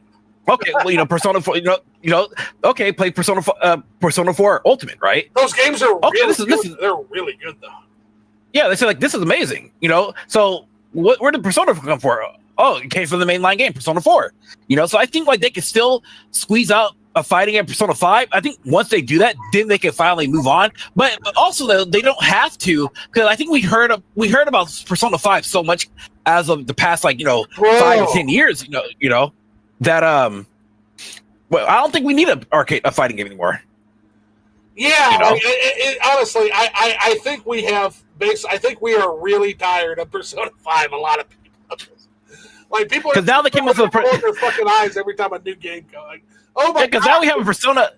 Yeah, because now we have Persona 5 gotcha game on Steam, right? Which I heard is pretty good. And the main villain is a guy who shoves people on the subway. That's the they call him the Subway Slammer. I'm like, what the fuck? We're a long way from California. Anyway. All right, continuing on. But they had to relaunch Final Fantasy Online to the success it is now. Final Fantasy X is the chick game. So my understanding on how Final Fantasy X was Final Fantasy X was that game that you got a bunch of friends together and you just hung out in the lobbies, right? That's kind of the... Oh, wait. 10 or 11? 10 or mean 11? Oh, 10. Oh, wait. I'm thinking I'm totally... Yeah. I'm thinking of I got you, Grandpa. Yeah, there's the Grandpa coming out. So 11. Okay, I'm thinking of that Thar MMO game. So 10 is the chick game. Isn't that 10-2 that has all the all girl cast and they're changing costumes and shit? Yes, because Yuna, because Yuna, the whole point of that was that she was looking for Titus, because for Titus' spirit. And if I recall, in order to get that specific indie, you have to do basically all the content in that game. Okay. Or I think that means you have to get all the classes or spear dresses and whatnot. And what's crazy is that I actually did not like that at first. Yeah. But then I was like, this is actually pretty great, though. Each class is very unique and different. They all felt, they didn't feel that, the same. I was like, yeah, this is it. I feel like as a sequel to a game, that is the route that they should take. Try something different, but keep it in the confines of what the main game was basically, in a sense, Right. And it was just unique in that sense. And, but nowadays, I don't think they can even do that anymore. What I mean by do that is because budgets are so bloated now, you can't get those kind of games. Companies apparently they're allergic to reusing assets. Apparently they're allergic to doing that. You know, so it like sure seems that way. Yeah, but I'll tell you, it was kind of a creative way to do a second game, I guess. Oh, and by the way, one last thing: if y'all have not liked the stream yet, definitely consider doing so. Help the boy flipping out. Show him some love, y'all. Show him some support. I mean, if y'all haven't already. If you want, yeah. I'm not trying to do anything with this. It's just a fun thing I do every once in a while. But hey, I would like to get to 500 for reasons that Disbearity has shown me on Twitter. Apparently, you can actually because apparently I can't control if they run ads on my shit, and if I get to 500, and then I can control if the ads are on my shit. So let's do that. That way I can guarantee no ads. And I gotta take a call real quick, guys. I'll be right back. Entertain. No, go ahead. Go ahead. But yeah, so like okay. So what have you guys in chat been playing recently? Like, what's the game that you got that's been keeping y'all hooked? Like right now, like what is that game? Because I wanted to bring this up earlier. Because like what I'm trying to say is like, what game have y'all been playing that is like the game that keeps you guys locked on, that you actually finish it, and like that doesn't make you say, okay, I'm gonna get off this game and go to another one. Like example here, in the past 5 years, right? Games like Yakuza Like a Dragon, and also Infinite Wealth. Yakuza Like Dragon, I beat that game twice. Loved every single thing about the game. I did a lot. I did the majority of side quests. Put over 150 hours in the game. Almost got, and I almost got all the achievements. I got like what 43 out of 63 achievements in that game. I'm not an achievement hunter, but yeah, like what games what games hit to y'all? Another game example for me is Days Gone. As much people, apparently did not like to buy the game, because Sony, of course, did not want a sequel to it.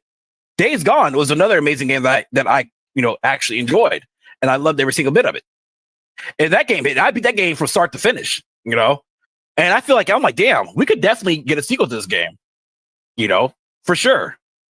But what games have done that to y'all? Right now, the current game that's doing that to me is currently the Kingdom Come Deliverance.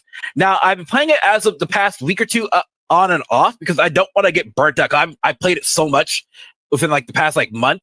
I'm already 75 hours within the game, and I'm not trying to get burnt out. So, and I even told myself, I said, damn, I don't think I need to play another RPG right now, because I burned myself out of so many RPGs lately. Oh, look, I gotta take a phone call too. Hold on, guys, one sec.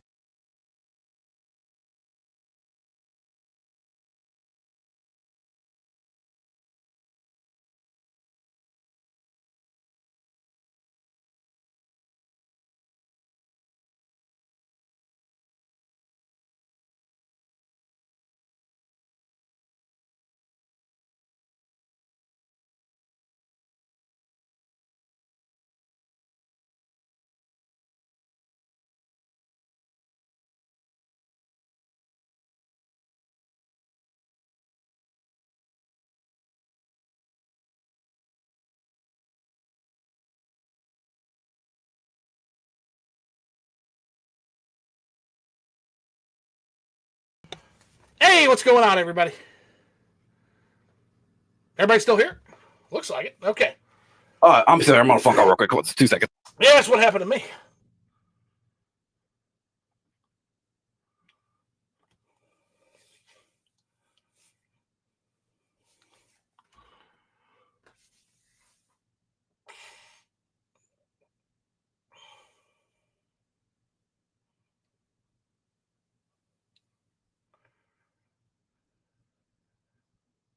But okay, but yeah. All right. I'm still on this phone call, but you can keep going though. I'm still here. I'm still listening. I'm just gonna be reading through. Yeah, so yeah, we'll switch phone calls. I was on the phone before, guys. Sorry about that. Had a situation pop up, and getting blown up on my phone, and of course it was something fucking stupid. But anyway, when they had to relaunch, we already did that. Final Fantasy VII definitely is great, especially with the remake. Rebirth blew me away. Part 3 will be special. Yeah, I haven't played any of those yet. Just the OG.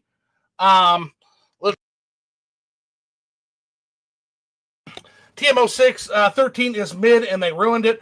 I actually think 13 is bad from what I played, but maybe I need to give it another chance.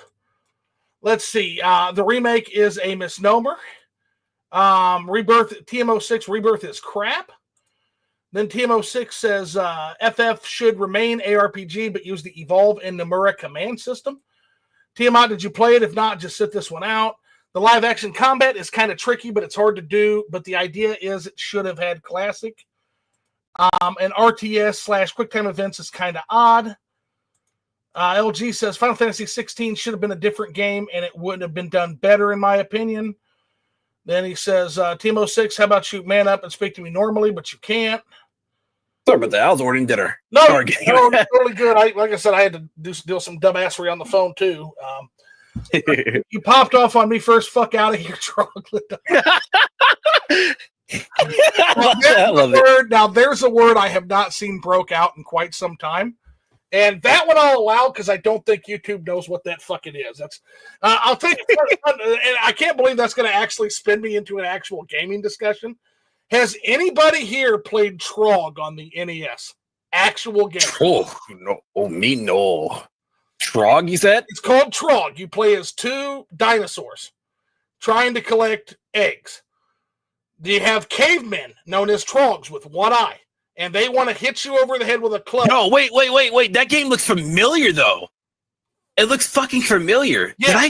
Did we own that game? I don't remember. It's a Pac-Man knockoff game for the NES. And yeah, it looks very familiar. Yes, you have to avoid the Trogs like you would avoid the ghosts in Pac-Man. And then you would occasionally collect a pineapple.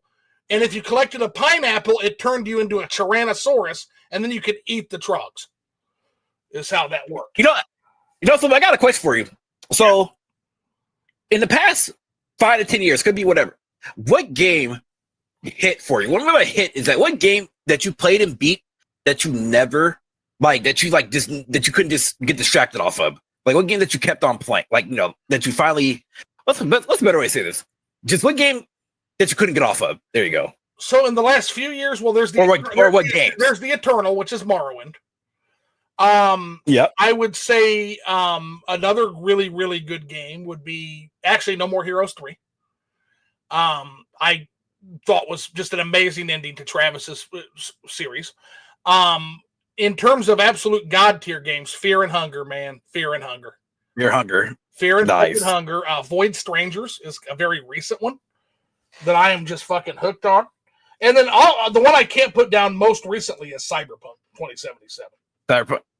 Nice. I mean, it's crazy. I still have not yet to jump on Cyberpunk yet. Because I bought it on release. Pretty good. And then I told myself, I said, okay, since the game is not what it needs to be right now, I'm going to wait until it is. So now we're at that point where it is right now. And I still have yet to hop on it, but it is on my list, though. As anybody, I have a huge list. I have 10 games that are currently going down the list, literally right now as we speak. Yeah. And that list, the backlog, I told myself I don't need to buy really any new games. Not right now. Okay. But no, that's a good list, though, dude. That's a really good list, dude. Honestly. Yeah, some one come to mind, yeah. If we go back a bit further, Zelda Breath of the Wild was really. It's crazy. Speaking of Breath of the Wild, there was a certain point in my life in 2019 where I was actually considering quitting gaming because there wasn't a game that I couldn't enjoy. Yeah. I don't even think it was just that. It's just I just wasn't enjoying playing video games in 2018. And then my buddy, out of the blue, he bought me a Nintendo Switch. He's like, bro, I got my taxes. He just felt very generous, and he bought me a Nintendo Switch, right? Yeah. And then what came along with it was Breath of the Wild. Of course. And I played Breath of the Wild. And keep this in mind, Breath of the Wild is actually my very first Zelda game. Because keep in mind, I didn't own a Nintendo console. And so when I played Breath of the Wild for the first time, I fell in love. And I was like, okay, I needed a game like this to get back into gaming. So afterwards, right, I played every other Zelda game afterwards. I actually played every Zelda game now. Up until other than the Game Boy games. Just my opinion, but you got to be careful with that because there's some good Zelda games. There's some bad Zelda games. Well, for the most part, I played. So after I beat Breath of the Wild, I went back and I played Ocarina of Time. Yeah, beat that for the first time. Then I beat Majora's Mask. Pretty good. And then I played Wind Waker. Wind Waker is actually my favorite. I loved Wind Waker. I was like, this is Wind Waker's great. Another Wind Waker fan. Where do you guys come from? Fuck. But then also, I did enjoy Twilight Princess. You like that boring ass sailing and it has a good combat system, and I actually think the art style is terrific. Actually. The art style was great. It was very different and unique, and that's what I like. I feel like every Zelda game had like a very unique art style from like, from what do you call it, the GameCube onwards, Wind Waker had a different art style. I hated how Enuma kept taking my goddamn sword away in that game, though. I remember first I got my sword stolen. My damn sword. But yeah, it's like I caught up. Now, the Zelda games I did play when I was a kid, though. I did play because my buddies let me play them. Now, I will say that I was actually I will say Breath of the Wild was actually my second, because I did play what are those games? The Story of Seasons and Age of Seasons, something like that. Is that what the names were? Pretty fun, yeah. Yeah, I played a bit of those two, but other than that, like I fully beat like the current mainline Zelda games, and I was like, yeah, that actually got me back in the game and made me a Zelda fan. We gotta get you to play Zelda 2, homie. We gotta get you on Zelda 2. There's nothing like it. It's fucking incredible. Dude, when I was going through my series, but people told me to avoid that like the plague. So amazing. They don't know what the fuck they're talking about. They're fucking they're fucking bitch baby gamers. That game is not actually hard. Go play Battletoads, you fucking little baby bitch. It's not a hard game. But now the game, like any game, you have to learn the intricacies of the rules outside of like the Red Mountain slug. The Red Mountain area, if I were to remake Zelda 2, I would probably tweak the Red Mountain. Getting through the whole Red Mountain area is a fucking pain in the ass. But aside from that, the Great Palace, the Great Palace is some of the most intense, rewarding fucking swordplay you will play in any video game. I'm serious. Those bird knights, fucking goddamn bird knights, man. Now, Tia, I ain't gonna lie to you, dude. My whole purpose for the Switch, I was really hoping that Nintendo's gonna give me a Twilight Princess and Wind Waker HD remaster report. I was actually hoping that shit. Because what was crazy is that Nintendo's like, hey guys, for Mario's 35th, y'all, we're giving y'all fucking 3D remasters. Woo! Right? And then for Zelda, guess what? We're giving y'all a little Game Boy game. What? Yeah, the Zelda fans got cheated. Here's the thing. I also want Wind Waker and Twilight Princess remasters, but it's because I want to put this sales shit to bed. Because when those games show up, if Wind Waker would have shown up on the Switch, then Nintendo's out of excuses for why that game keeps selling around 4 million. They're out of fucking excuses.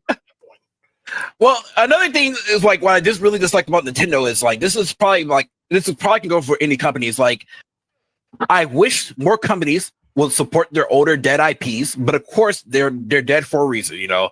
Nintendo, everyone wants F-Zero.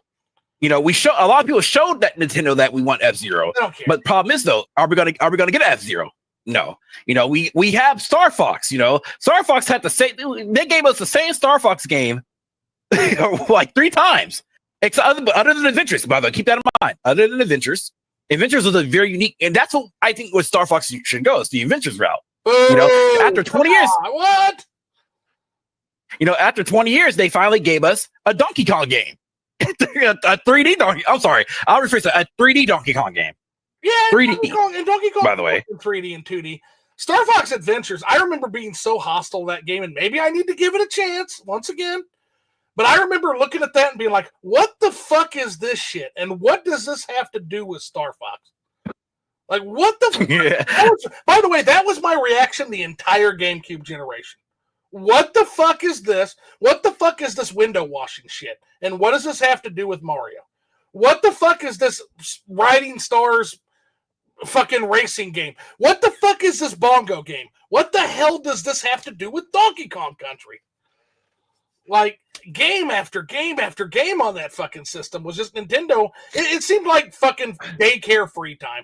Like, they'll get free time, daycare free time. Do what you want.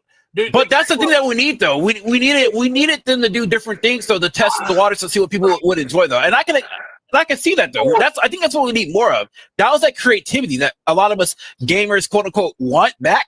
They're being creative with the works. So here's my question. We had Star Fox. Before Star Fox Adventures, there was a game called Dinosaur Planet. But Nintendo wanted to have their cake and eat it too. They wanted the safety and security of an established IP, and they wanted the creative freedom of a new property. And so they said, so what they did is instead of making a Star Fox game and then making a puzzle adventure game, Dinosaur Planet, they ripped the skin off of Star Fox and they dressed Dinosaur Planet in Star Fox's skin like a ghastly Buffalo Bill suit. That's what ended up fucking happening.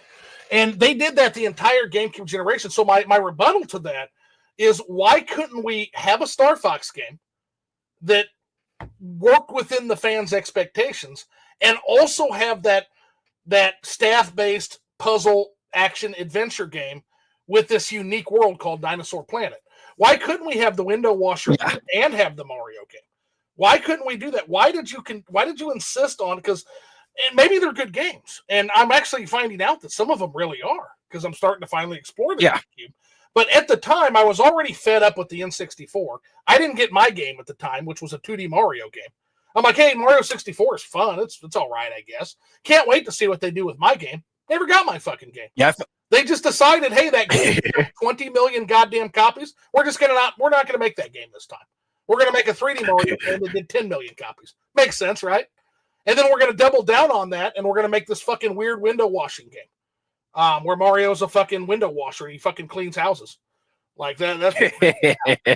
That's so from my perspective, like, Nintendo is just giving me the middle finger. And that's the same. Like, it's the same thing as like a lot of companies. It's like, for me, I just wish like a lot of companies would bring back their older IPs, at least again, to test the waters. We're not talking about like a big, that you got to go all out and spend millions and millions. Just give it to like a small studio. Like, example, Blinks the Time Sleeper on the original Xbox. I actually enjoy. Y'all played Blinks the Time Sleeper? Really good. Blinks is really good. That was a great. It was great. Unique. That was the first at least game that I experienced that had like not time travel, but time rewind. Other than Prince of Persia, that was unique. And then they came out with the second game, and then I really need guess to what? Prince of Persia. I really need to get my hands on Prince of Persia eventually. Prince of Persia is a great series. I hear they're really now they're supposed to be on the Xbox. Yeah, and so like that's my point. Is like you have a lot of these companies have a lot of older IPs. Peak interest into these older IPs, and then maybe you can start probably generating some profit. That's what I want to see at least. Everyone keeps bitching and saying we don't like to see new games. So, okay, let's try. If y'all will support these older IPs and bring them back, Well, and that's my point. Show some love. And by the way, they did it on the Wii too. That Kirby's Epic Yarn. Epic Yarn was supposed to be a brand new IP called Fluff of Yarn, and this one in particular drives me crazy. Because literally a year fucking later, we got Kirby's Return to Dreamland! You literally got the traditional Kirby game a year later. Why not take a chance on making a new character? Why not give us Fluff of Yarn without the Kirby baggage? Why? And I know the answer is because they like to do the Buffalo Bill thing. But you literally, you were already making a traditional Kirby game, guys. You were already doing it. Like 1 year after Epic Yarn, here comes Kirby's Return to Dreamland. I literally facepalmed. I'm like, are you kidding me right now? You could have had an exciting new IP that would have given you a new series altogether. And now you just reskin other games that you're not confident in. So, okay, we don't know what we're doing with Kirby, so this will be the Yarn game. Oh, we're not confident in our Yoshi game. Here's the Yarn game. Like yeah, that makes sense. That makes a lot of sense. That's what's happening. They're just they don't have confidence in these. Now, I think that's a done deal with Kirby, because Kirby, Kirby's Forgotten Land has sold gangbusters. That game was amazing. But that's probably going to be like the last Kirby game we're going to get for like another 10 years, from what I see in here. Because the Kirby's Air Ride game is going to go in the bargain bin. It's going to go right in the fucking Bomba bin, and they're going to say, oh, people don't like Kirby. So I guess we just won't make it anymore because the fucking stupid ass Kirby racing game failed. So I guess they just don't like Kirby.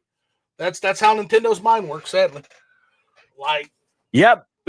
So because I can tell you that one's going. It's not a prediction, ladies and gentlemen. That's a spoiler. That game is going right into the fucking Bomba bin. And that's what I love about Sega. I've been a long time Sega fan growing up. Again, I had a lot of Sega games. I like that now they're trying to go back into bringing up their older IPs. Now it is kind of sad in a certain sense that they're trying to bring back their older IPs, such as like Crazy Taxi, Jet Set Radio, I believe Golden Axe and stuff. But now a couple of those games are going to go the live service route or not. Now, and I think it was rumored that Jet Set Radio is supposed to go that route.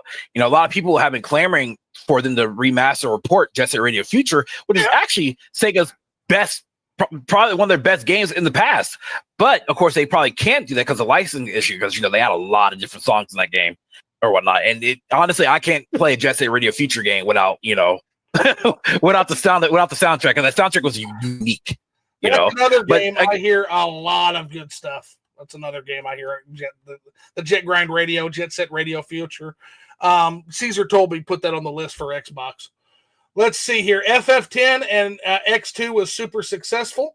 Tiamat D-Lord says, and then before that, he's dropping. Well, he didn't say. I guess we could put that one up. I just will. TMO6, you don't play games, period, or games that haven't been played. Heed your own advice. Let me know the time you have when you're not being like a potato on SM, which I don't know what does SM mean? Translate the new speak for, the internet speak for. I'm not for sure, but I can sure look it up though. I forget Google exists. And then we're not going to show that one. TM, please don't use that word, man. YouTube doesn't like it. I'm sorry. I don't make the rules. They don't like that word.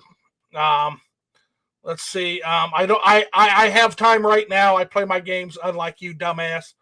Tiamat D-Lord says, TMO6, shut the fuck up, man. Child comes. So SM can be. So SM is just short. It might be short for just so much. Oh, so much. Okay, gotcha. Yeah. TMO6. We're not going to read that because now we're getting into the politics, and that's not what we're here for. We're gonna. Now we're saying there's some accusations that's not going up live. Guys, come on. Let's see. You're in. We're not going to talk about that. You're in a chat where we all habitually make fun of you. You're so stupid. No one likes you here, bud. I don't dislike Tiamat. I think here's the thing, guys.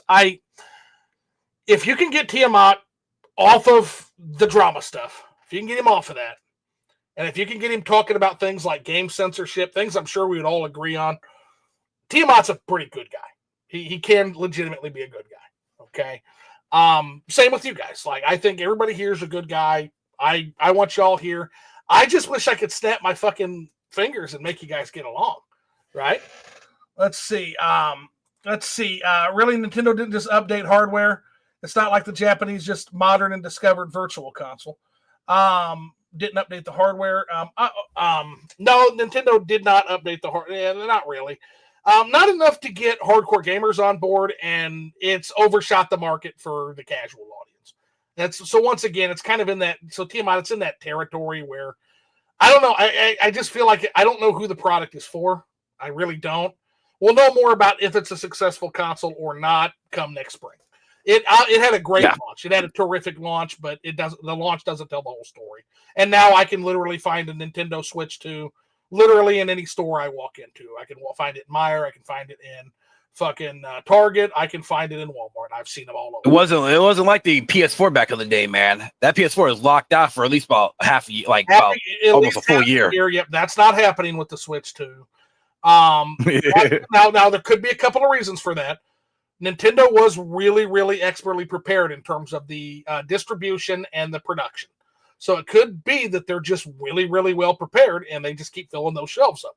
I don't know that. That's why we got to wait till spring. But I don't like the fact that the shelves are full 2 months in. The Wii you couldn't find for a year. The Switch you couldn't find for a year, man. If you didn't get it day one. It was very, very scarce for a long time. PS5, same thing. Was I think 6 months for PS5. But that was a supply chain issue, and they usually are. Again, make the argument that Switch, Nintendo has specifically stated, they don't have a supply chain issue anymore. They don't have it. So, that is absolutely potentially something that we can, that could be the reason behind all of that. So, Tiamat, I see you're shooting me a message. I can't do it now because I'm on the stream because it'll show the DMs. I don't want to show your DMs, man. But I'll get to you as soon as the stream's over. I'll take a look, see what you're saying. Let's see here. Ronan the Casual. Yo. Speaking of casual gamers, Ronan the Casual. Welcome in, man. Good to see you. Let's see here. Tiamat, no one likes you, buddy. Also not true. It can't be true that no one likes Tiamat, and it can't be true that no one likes TMO6 because I to play the hippie here, I like both of you. So there's you guys have both got at least one person in your corner. Oh God, we got a 60s guy. No, I'm just kidding. Go ahead though. 60s guy. We got a 60s guy. We got a hippie. We got a hippie. I'm old, but I'm not that old. Let's see. Tiamat, no one likes you here. Absolutely no one. Okay, so yeah, it's just back and forth. So we have now literally devolved this slap fight into playground banter. Like, no one likes you. Oh yeah, no one likes you. And now, oh my God, yeah, say it to your face. Let's not be internet tough, guys. It's so cringe, guy. Like, if you knew how cringe that looks, buddy. Like, we know nobody flying across the country to beat up somebody. It's not happening. Ronan says, my mama loves me. That's all that really matters. See, Ronan getting to the fucking heart of the matter. If mama loves you, then what else does it matter, right? Oh God, what's your address? No, we're not doing it. No, we're not doing that. We are not doing the internet tough guy thing. No. Phil, you're a fucking mod. I saw you pop in. Get it handled. We're not doing internet tough guy shit. This is like 2012's Bloodsports cringe. No, we are not Keemstar here. Let's see here. More here. Do want to be doxxed? Well, right here, bud. No one wants to sit in a VC for hours talk about nonsense because you're lonely. You're bitching up. Everyone knows me. Your accusations. It's okay. Name will get you a lonely 40-year-old. Again, you're using terms. Please don't use that term, D Lord. YouTube doesn't like it. Let's see. Disbearity says, "Hey, what's up, champ?" Then you're gonna be a loser and suck at gaming as well as hobbies, but you can chill and go cry in space again. Try again, Brokey. That's. I haven't heard Brokey in a while, man. We're breaking out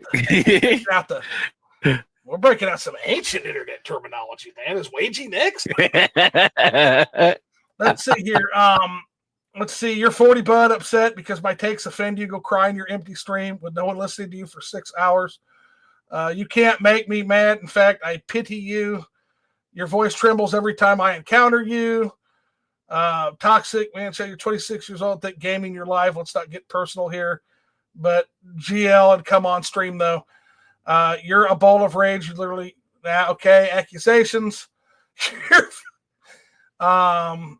You're very streaming, cry about me in Disbearity. Toxic, think of it this way: I have more money than you, and who cares? What? Like, you're 40, streaming to nobody, crying about me. Yeah, see, my views say otherwise. Try again. Your accusations we're not going to get into. My YouTube back end says more and do better than your boy Disbearity. Yeah, it's not a race, guys. No one watches you, Tiamat. Bet your life on that statement. You said your stream crying about grown men. I could see your views. Well, try again. Or bet your life or money claim. Weak for someone who boasts about being better than Disbearity.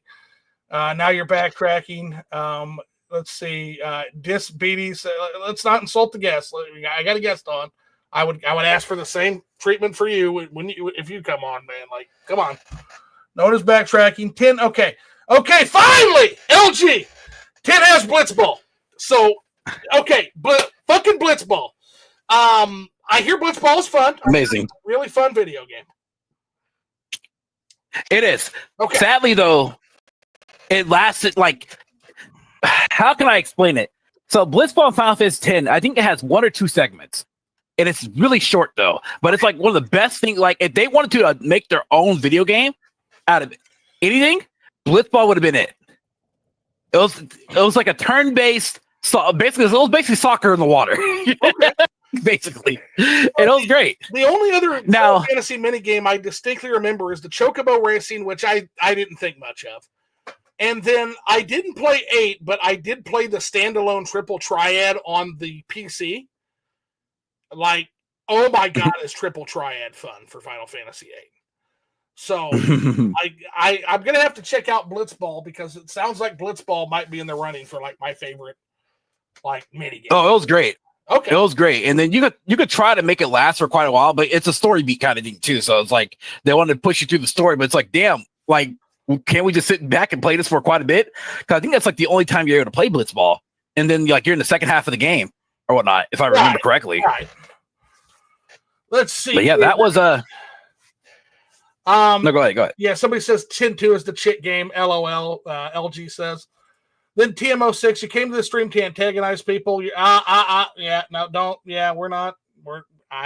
Anyway.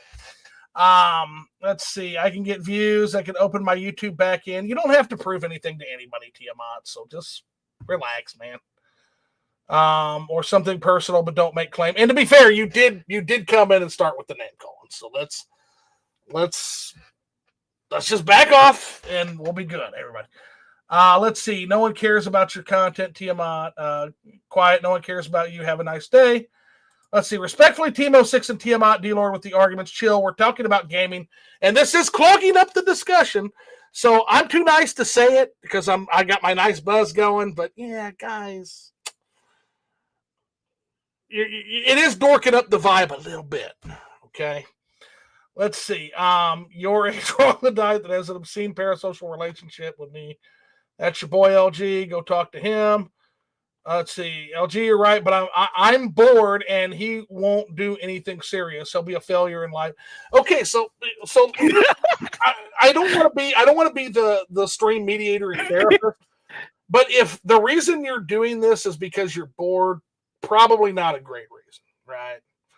So let's see here. And again, more let's see, more accusations. I'm not going to read out loud. You keep going back and forth with him. This is true. Yeah, it takes two to tango, man. It takes two to dance. Sounds like you want to dance the Tom Burrito with Tiamat D-Lord.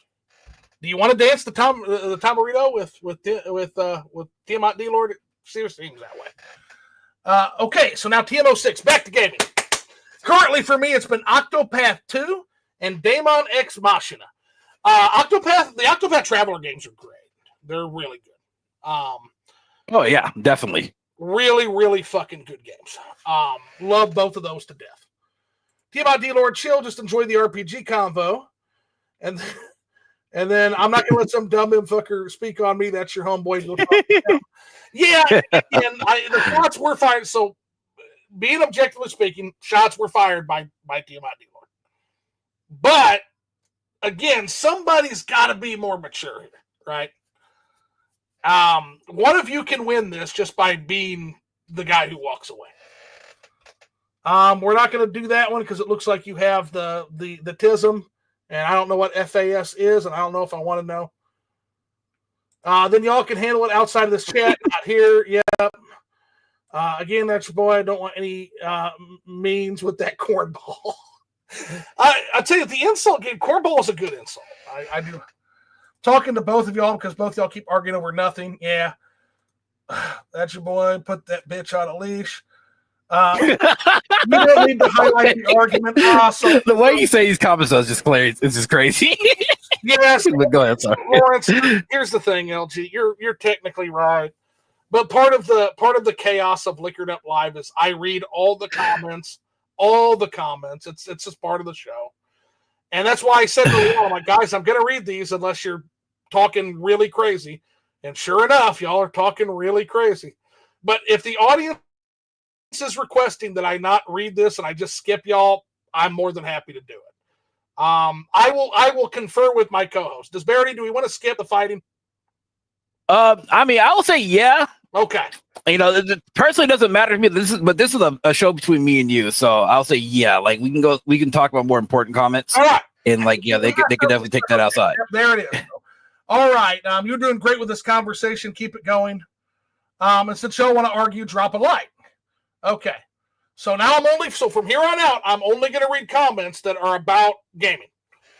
Now that's an old game. And flipping the switch with Disbearity, I got to head out. It's been ready for work tonight. Y'all be easy. You too, LG. We got to get you on here. I got to talk about that stripper series you do. You do an incredible, dude. He does an incredible deep dive. like into the actual humanity and their stories. And so if you haven't gone to LG's channel and seen like this series, y'all gotta. I will also shout out LG. You gotta check it out, man.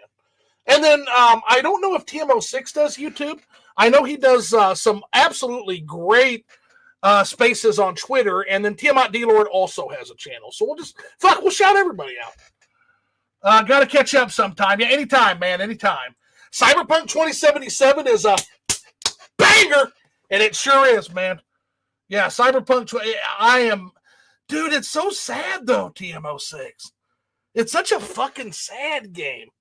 Like, does anybody have a fucking happy ending in this goddamn city? Oh. Sorry, you're talking about a dystopian future where corporals are taking over. It's not gonna be no type of happiness. God, just so many. Just Night City. Night City is this city shaped. It's not really a city as much as it is a city shaped nightmare that just swallows people whole. Like, I can't describe it any better than that. It is a horror show of a city. Like, it promises you everything, but in the end, it always wins. Mm-hmm.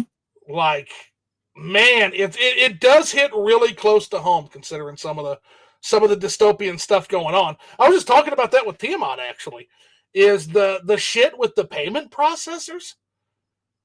Like, shutting down, not letting you pay for games, like fucking pushing censorship on the platforms. Like, God. Oh, yeah. Man. Like, no, for sure. It's crazy. But yeah, Cyberpunk is honestly kind of a transformative experience. It's really, really fucking good. And I can't believe people hated this game so bad when it came out. They hated it because it was mostly about the performance of the game. Okay. They tried to, have it. So the story was they tried to have it both on. Yeah, story was pretty decent. It was fine. It's just the performance of but it's also though too, those performance, but they promised certain things that was in the trailer that wasn't there. Like, like drive-bys and stuff like that, shooting out of your car, stuff like that. It wasn't there. So and the thing was too, it's like, again, they tried to get the game working on the original on the Xbox series or whatnot, or the Xbox, by the way, and also on the PS4. And those consoles were aging consoles already, and they didn't have enough time to develop, for those consoles. I mean, they were to optimize basically. And then you have the shareholders basically saying, y'all need to release this shit, like y'all or whatever. So the corporatism happened is what happened. Yeah, basically corporate was like, okay, really go ahead and release it and take the backlash. So that's what they did. And then it took them the last 4 or 5 years to finally come up and fix the game and make it to what it was. So same thing with No Man's Sky, So I'm playing a radically different game than what launched, essentially. Yes. If you're playing it today, you're playing a totally different game. It's good. Than what you played. Whatever they have done to it, it's probably it would probably make it into my top 100 now. Actually. There's a comment from T-Ball6. I think what more games should be, they should definitely dive into more punk games. There are different types of punk games. You have cyberpunk, you have diesel punk, you have solar punk. There's so many types of punks out there that can literally grab from. Solar punk is really cool. Yeah, solar punk. That's what I want to see. Solar punk. Incredibly cool. I recommend Shadowrun for the Super Nintendo and the Genesis. If you guys want two completely different versions of the same game that are both really, really good. The Genesis game's more open world. The Super Nintendo game's more traditional RPG. They're both incredible. And they're set in that dystopian cyberpunk kind of future. Yeah, it's an amazing setting. Tiamat says it depends on the game, but the newer games, it depends. Dune Awakening is an MMO and current for me. Okay, got Dune Awakening. I've heard good stuff about Dune Awakening, and I love Frank Herbert's Dune. Like, the new movies are pretty much, they slap. No, Dune and a lot of this, Dune, like, it was like a lot of sci-fi content, like back in the 80s or 60s, 80s and stuff. Yeah, no. Which is very, incredible. Like, and Dune influenced Morrowind. It influenced fucking the Elder Scrolls 3 Morrowind, my favorite game of all time. So Dune will always have a special place. Yeah, There's another series by Asimov who I liked in that. Also, what I liked in that was the Foundation series. You know, like a lot of those. You know, we gotta talk Foundation real quick. Oh my god, okay. I've been watching the TV series, and that got me into like the series in general. There's a TV series. Yes, the TV series is actually one of the Apple's best TV shows right now. Thank God for Apple TV, guys, because in the world where sci-fi TV shows are getting canceled, or sci-fi and fantasy shows are getting canceled left and right because of budget. Thank God for Apple, and thank God for keeping the TV series. So to give you some, to calm down your worries, by the way, the TV show Foundation. How the fuck did they do it? What do you call her? Asimov's daughter is the one that controls, like, you know, his IPs or whatever, right? I mean, you want to talk about what I would think would be an impossible translation, man. Yeah, so that's what. So yeah, they're translating that, like, you know, from book to TV show really well. Woo! And from like their adaptations is great. It's like the daughter approves whatever, you know, that needs to get changed or whatever, and so that's how. So basically it's okay, like it's fine. And so far we're in the third season, and God damn it, it has me on my toes every part of the way, dude. Honestly, have they gotten to the mule yet? Yes, they're here right now. Season 3 is the mule right now. Oh, just right now. Yeah. So I love the mule so much. The mule. If you want to talk about, so you know, people were touching on politics a little bit in the chat, and I don't like to talk about it a lot here, but just because it's just not what people are here for. But if you want to touch really close to the center of my politics, it's actually the mule, believe it or not. And what I mean by that is, look at the plan. That Foundation is based on the plan. Basically, a brilliant mathematician, guys, foresaw the fall of this galactic spanning empire. Kind of think Rome, only galaxy sized, right? And he foresaw its collapse. So in order to preserve civilization, he created a society within a society. Think called Foundation, basically. And it was basically built with a 1,000-year plan in mind that basically predicted every major crisis coming in the future. However, basically stated if this foundation succeed, like, it's gonna slow down the 30,000 years of, you know, darkness of the galaxy, basically. Correct. However, there was one thing that this mathematician was not able to account for. Because what the mule does is essentially he has the ability to mind control. Yes. And to change perception and perspective. And so there's no accounting for that. No amount of math or planning. He is what you call a black swan event. It's so to give you a little bit more, can be planned for. And to me, to give you a little bit more context, though, terrifying and beautiful at the same time. So I can give you a little bit more context, though. Will fall. Yeah. Go ahead. So to give you more, at least this is for you, Flipping, to give you more context, though. So within the TV series, though, they did add another person. So they call those people, like the mule, outliers, correct? That means again, they're not part of the equation, correct? So another character that they added she's the main character of the show her name's called Gail.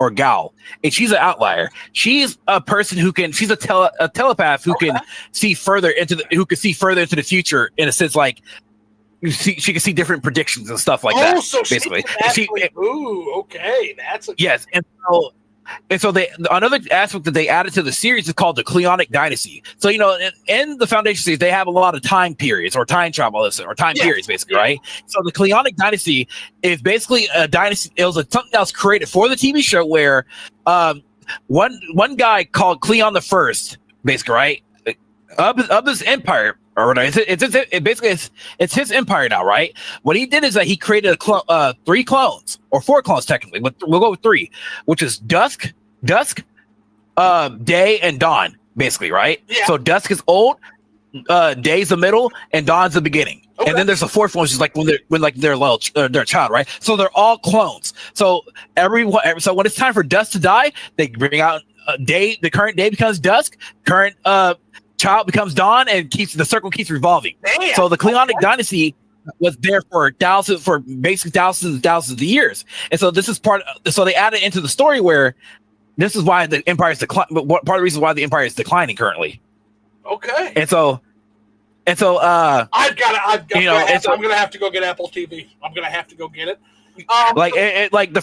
It's amazing. That's really fucking awesome. Yeah, I'm a huge fan of Foundation.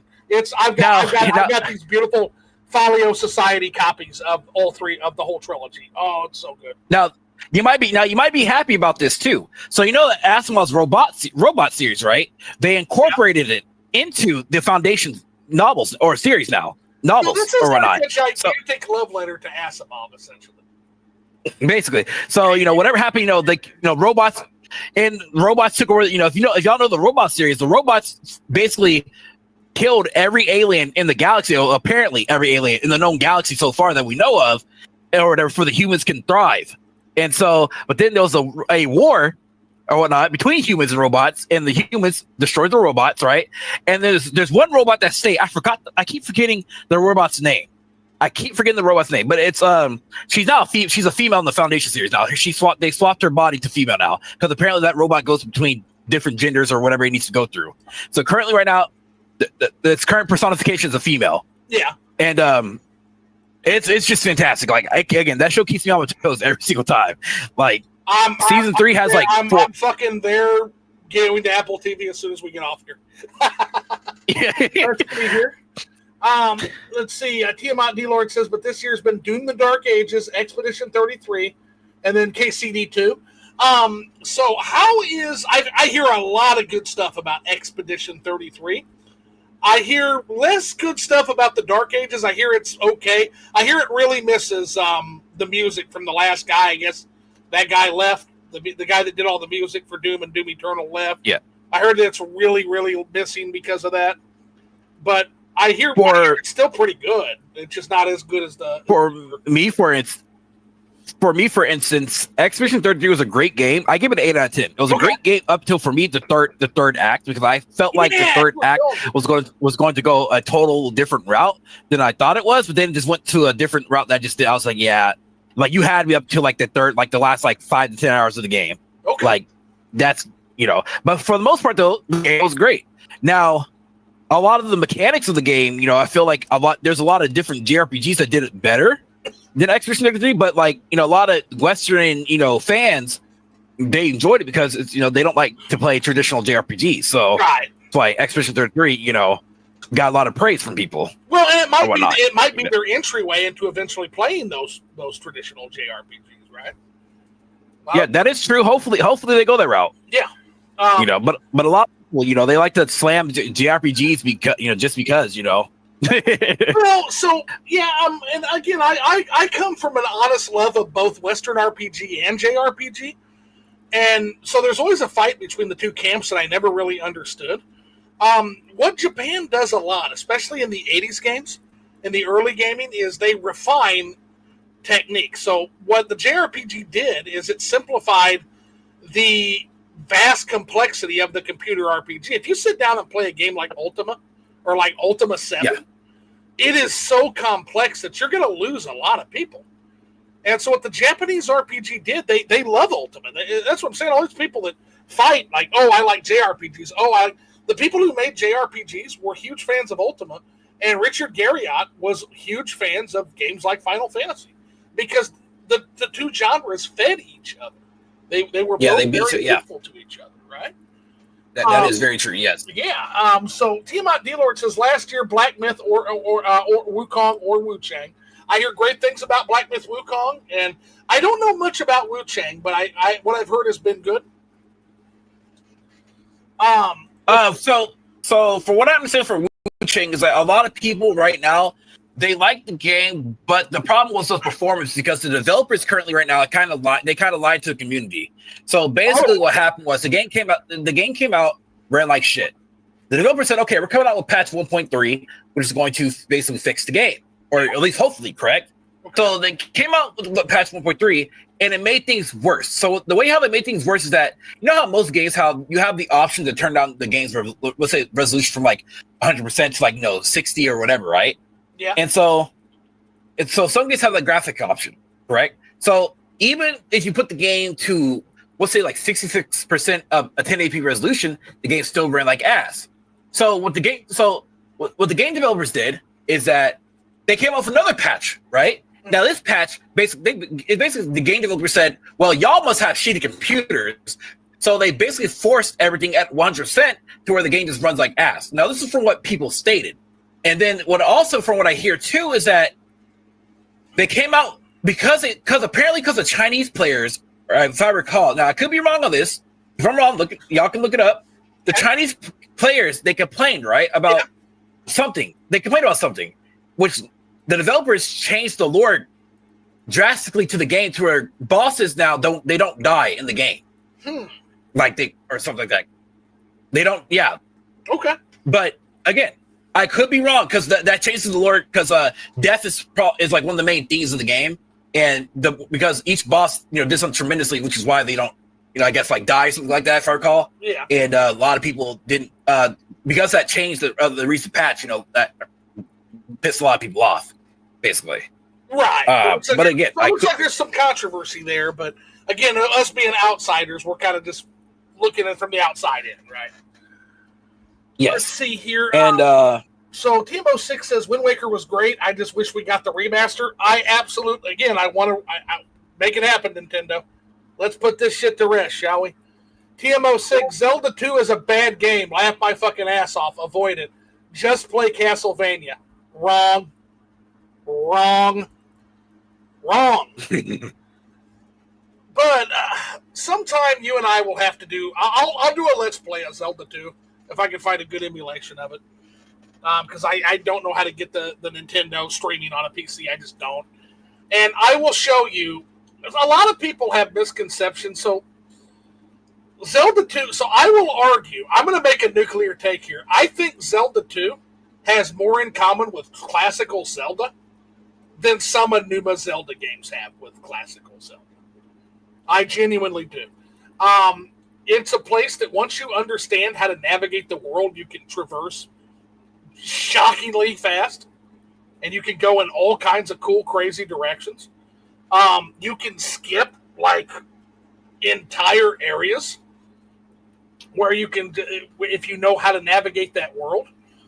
The palaces and the combat in the palaces, once you start to get some of your spells, is just incredible. Again, I do think that where a lot of people fall off is Death Mountain. And I do think that Death Mountain is kind of a shitty area. I think that was poorly designed. But outside of that, like, again, probably the most rewarding final dungeon in Zelda history up until maybe Zelda Breath of the Wild with Hyrule Castle. I loved Hyrule Castle. I hated the rest of Breath of the Wild's dungeons. But Hyrule Castle... I can believe that. Oh, dude, Hyrule Castle is a textbook on how to do a proper combat Zelda dungeon. Something we literally hadn't seen since A Link to the Past. Since A Link to the Past. Like a genuine combat-focused dungeon. With multiple routes through it. Like, oh, it's so good. Just a big labyrinth full of dangerous enemies. That's what we want out of Zelda. Now, flip it. If I play Zelda 2, it better be as good as you say it is. Because if it's not, I'm gonna talk your shit. That's okay. We'll talk again. You better look out. You might hate it, but it's not because it's a bad game. It is a misunderstood game, and it doesn't help that Miyamoto himself has fucking lied on his own game and called it the black sheep of the series. Like, I remember literally there were fucking lines. That game sold for like literally $100 in 1988. There was a cartridge shortage. People would drive across state lines to get it and Mario Brothers 2, another 1988 game that people like to shit on that was fabulous. Like, again, like, you had to be there at the time. Those games were just incredible. Nobody complained about Zelda 2 in 1988. Nobody complained about Zelda 2 in 1990. They only complained after Nintendo started shitting on their own game, and that was to hide fucking Eiji Aonuma's shitty fucking failure after failures during the GameCube era. That's when you started to see the time begin to turn against Zelda 2. But at the time, nobody had anything but... Go look up reviews and shit. Nobody had anything but praise for that game back in the day. That game was amazing. And so... I will be right back. Yeah, you're good. So you may hate the game, but it doesn't make it a bad game. It makes it a game that is misunderstood because you're applying what you know about what Zelda has become to that Zelda game. But no, Zelda 2 is awesome. Zelda 2 is Nintendo's take on Sleeping Beauty, and I couldn't fucking love it I couldn't love it more. It's not my favorite game in the series, but it's absolutely worth experiencing. I'll die on that fucking sword. Let's see. Tiamat D-Lord says, really? Early Zelda or even early Mario? Both are amazing. Zelda and Zelda 2 are great. Mario Brothers 2, and Mario Brothers 3 are great. Fucking just regular Mario Brothers, the multiplayer game, fucking great.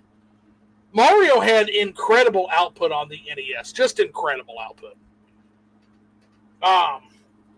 TMO6, Nintendo hates their fans. Yep, they sure do. I true. Totally agree with that. They're toying with us, not remake Oracle of Seasons and Ages. I would love to see a modern remake of Oracle and Seasons. I think those would be really cool. Preferably combining those worlds and having some kind of ship mechanic where you have to shift to the other and you have to complete both sets of worlds to beat the game.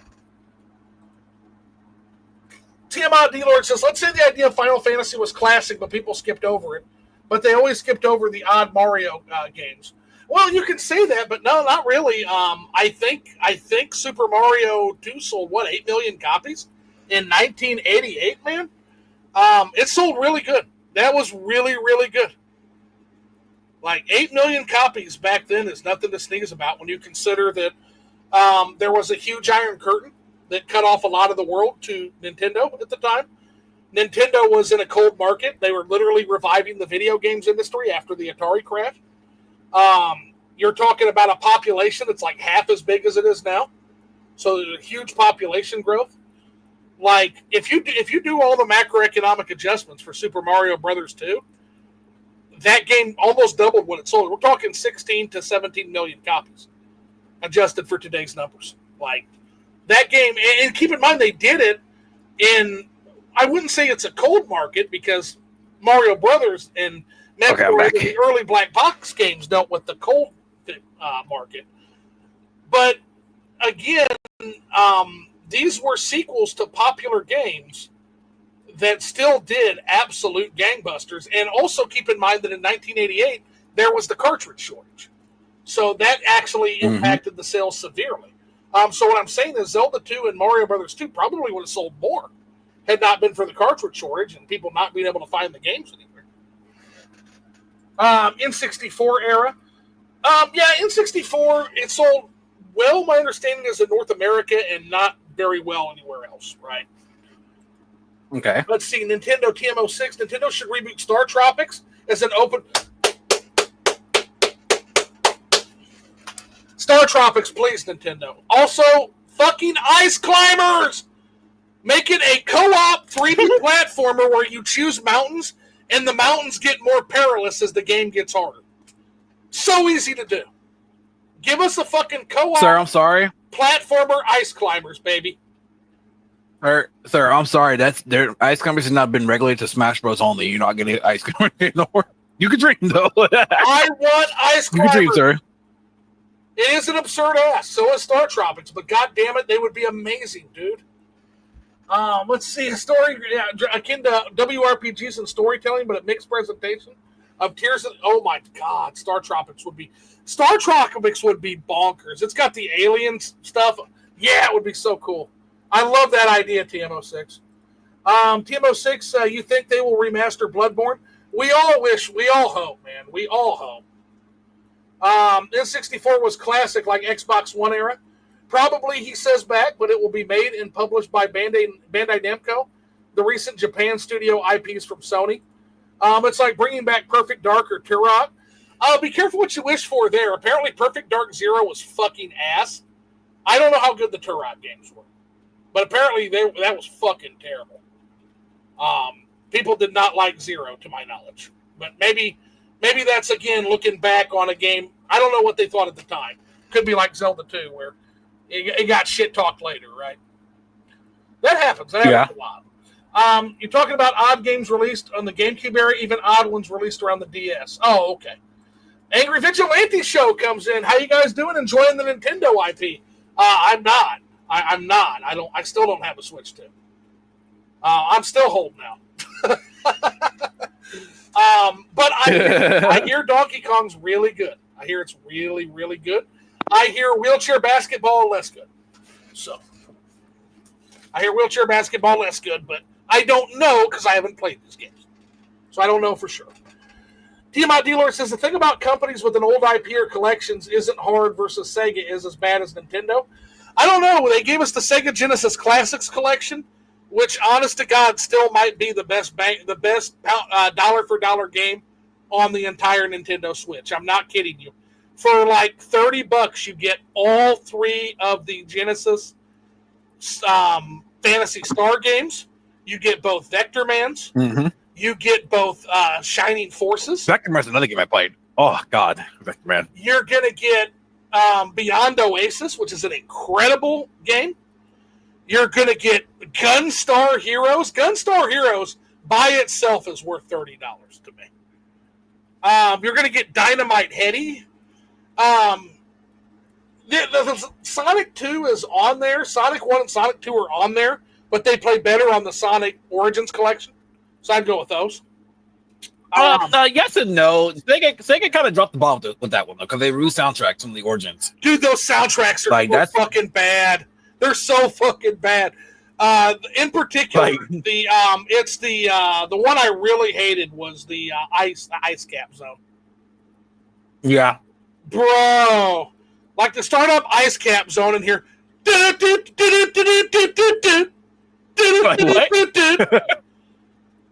Like so what I'll do is I'll just mute the sound. I'll just mute the music and play the ice cap zone on loop. That's what I. Which is why I bought the collection for $10. Yeah. Sorry, Sega. Yeah. So let's see here. I like what you did, Sega, but you kind of dunked the ball there. Yeah. Nintendo's have IPs they can evolve, but they're afraid of adapting game mechanics and gameplay from the past 15 years.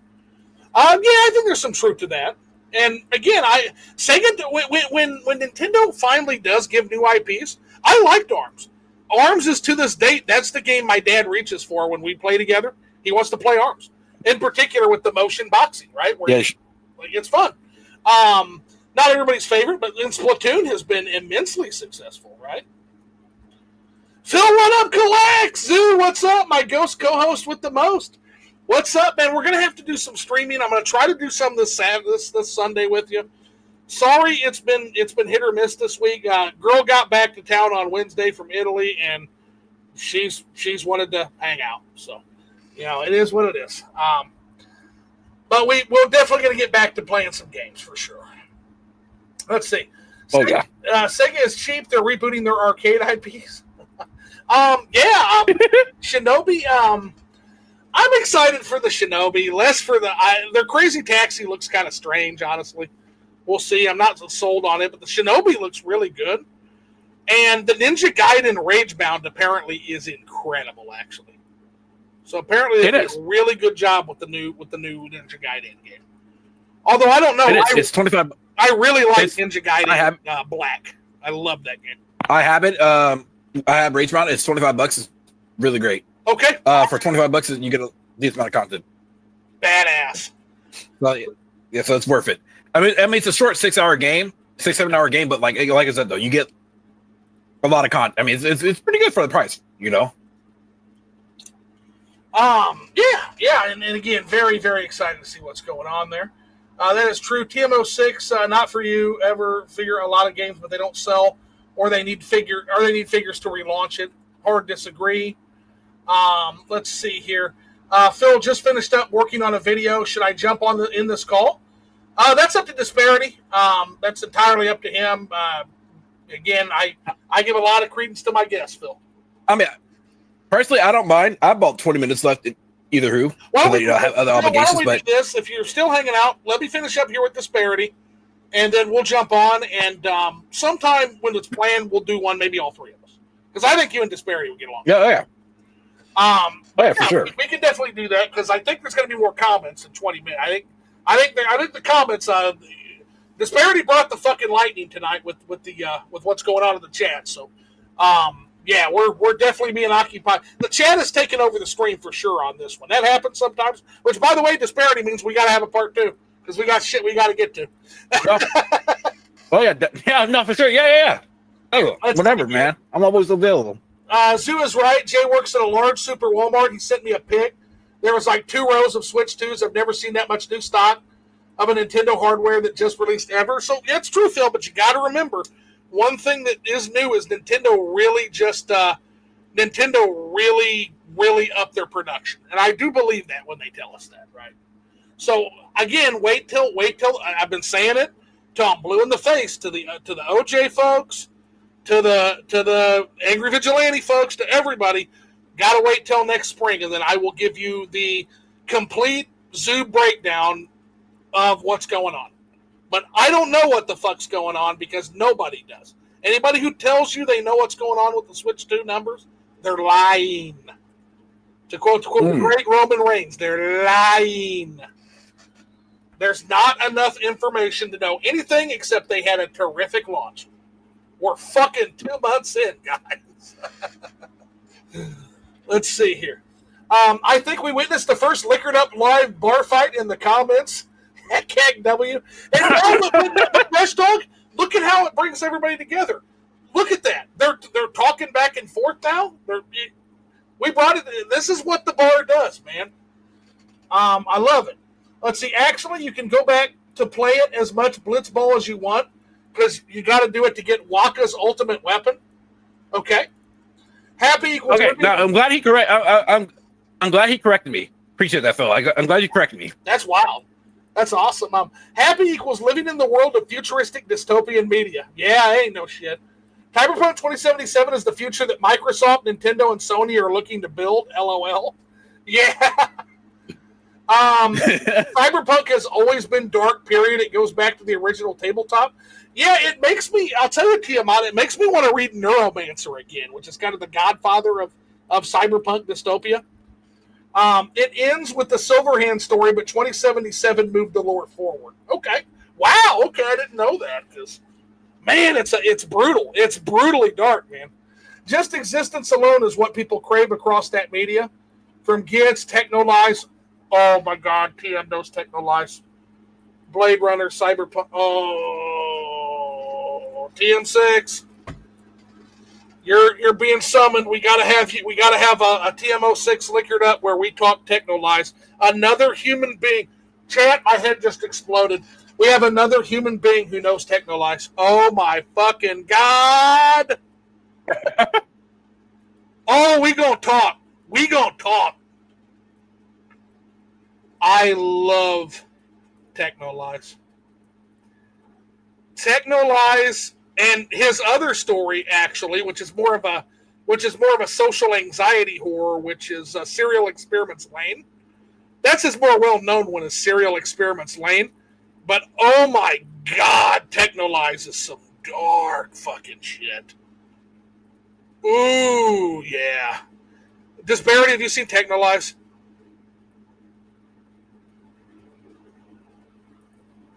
Have you seen that, Disbearity? Oh, I think this What was that? Oh, you cut off for me. Yeah, have you seen Technolize? Can you hear me? Yeah, can you hear me? Hello? Yeah, Am I good? Yep, can you hear me? Okay, I can hear you now. Yeah, I can hear you now. Okay, you can hear me. Perfect. Have you seen Technolize? Okay, yeah, I can hear you. Have you seen Technolize? I have not. This is the first time you're hearing. Oh, check out I have not. Technolize, bro. Check out, but you got to be ready because you want to talk about the most gut punch of gut punches. Technolize. Technolize is dark. I'll definitely check it out. Like, 'cause I'm a big story guy, so I'll check it out. Yeah, for sure. Yeah, you have to. It's good. 2077 has the darker ending, Tiamat D. Lord says, where a main character is screwed in most ways, so the endings are bad. Even anime was good, but had the same thing, but better. I hear Edge Runners is really fucking amazing. So I hear great things. But Studio Bones did that, didn't they? If so, it'll be great.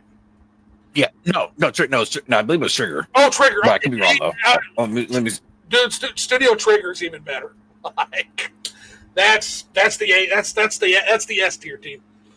The anime ended with the main character dying, but it was how it should have probably ended that way. Okay, yeah. That's not even a spoiler. That's just that's not a prediction. That's a spoiler, literally, because how else was anything going to end in that fucking city? Yeah, I'm not even considering that a spoiler, man. That's just life in Night City, right? Snatcher is also dope. Shadowrun on Sega CD is unique and groovy. I never played it on Sega CD. Is the Sega CD one different than the Sega Genesis one? Because the Sega Genesis one was really fun. Had a kind of an open world format to it, honestly, where you could go wherever you wanted it. A lot of games are different. Like that, the Latin series. Yes, a lot was different on the NES. Yeah, Shadowrun was like that. It was the SNES had its own version, and then the Genesis had its own version of Shadowrun. Also, you had the Disney games like Jungle Book, Lion King. I think those were kind of the same on both.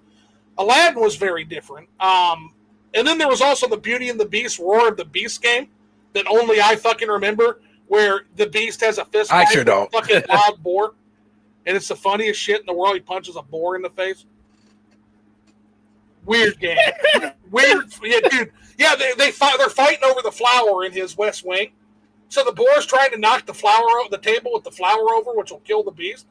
And so the Beast jumps in there, and he has to have a fist fight with the boar. And it's a weird game. It's a weird game, but it's a hard game, but it was fun. Foundation versus Dune, that is the story. That is a story. I love both of those. I love absolute both of those. Frank Herbert. Yeah, Frank Herbert did not like Asimov, and I think the feeling was mutual. Yeah, they really didn't care for each other. It's about the future is predicted versus Dune. They didn't know, hence the argument, and they didn't agree on vision. Yeah, my whole thing is the mule kind of is my whole perspective is basically the mule, which is that, hey, the Black Swan event, any plans you have, any plans you think you can flip it, the Black Swan will take you out. Flip it. It kind of seems like that's like a couple in chat right now. They don't see eye to eye, but they're talking shit to each other. Yeah, a little bit, but again, the thing is, like, you can all have your vision, you can all have your plans, and Makali has a way of sorting that shit out and destroying anything you plan for.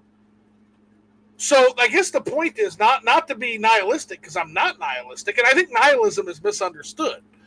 It's to say basically that there is no inherent planning or meaning you can give to life. You can to an extent, but a Black Swan event can wipe it out at any given time.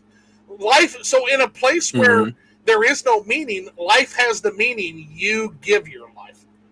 It has the meaning you give it. And there's something really beautiful about living in the moment as much as you can. You were where you had plans, and look where that got you, But again, as I get older and I see all of these people with their plans, and I see where they lead and where they don't lead, and I see Black Swan events erase them within a generation. And that's the thing. Like, there's this great poem, I'm gonna butcher the mispronunciation. I can never pronounce shit, but Ozymandias, and it's by Percy Shelley, and he talks about that. This great king built this great statue, and now it's literally just a fucking foot that nobody knows what the fuck it's to. And that's all of us one day. Boy, that's happy, isn't it?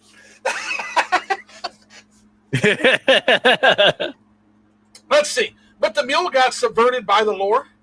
He says, watch Severance on Apple as well. It's good. I've heard great things about Severance. That's a good series. Yeah. That's a good series. That's a fantastic series. Let's see. Foundation implies the future controlled. The second Foundation was meant to secure the first Foundation in the original Foundation story. Yeah, I mean, the first Foundation got completely fucking got its shit pushed in by its nutsack kicked in by the mule, though. That's the whole point. Yeah. That's the whole point. They could not account for that guy. That guy was a freak. You can't account for that, right? Doom Dark Ages doesn't exist because the physical ain't physical. True. Although I'm starting to come around to that a little bit more. The other perspective on that.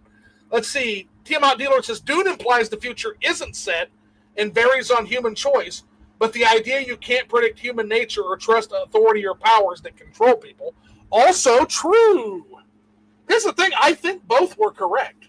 I actually think both were correct in their own way. TMO6, I doubt Expedition 33 is a gateway for them. Expedition 33 is a bragging rights game to people who constantly crap on JRPGs. Well, that's a shame if they take it that way, because that's that's kind of been going on. Yeah, if they took it that way, I mean, it's obvious that the people who played Expedition 33 had a love of JRPGs. So I hope people don't take it that way. But again, you could be right. TMO D-Lord says, TMO6, you didn't understand it. I did understand it. I literally beat the game. Yeah, he might have just had a different interpretation. So look at a book like Moby Dick, right, guys? Like 5 different people can read Moby Dick, or say Frankenstein, right? You can read Frankenstein, and 6 different people have 6 entirely different interpretations of that book. It's a book of such monumentally big ideas that you can draw all kinds of things from it. Now, I'm not saying Expedition 33 is Frankenstein. Not even fucking close, I'm sure. But this goes to show you that different people can interpret works in different ways, right? Yeah. On top of that, I play JRPGs, unlike you. And you guys were doing that. Colonizer 33 was AAA eye candy with Colonizer. What is Colonizer 33? So the way how TMO6 explains it is like so he calls Expedition 33 Colonizer 33. Okay. It's because of the fact that it's colonizing JRPGs, basically, where it's apparently everyone's saying this is this amazing grand art JRPG game or whatever, right? Okay. And like no game existed before this, basically. So it's basically colonizing the genre in a sense, in that kind of terms. Yeah, something like that. Yes. Like imagine, you having a JRPG, JRPGs in its own land, right? Then Expedition 33 lands on the JRPG land.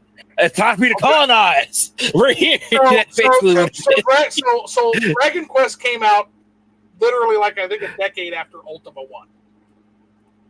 It literally streamlined version that could be playable on consoles of Ultima 1.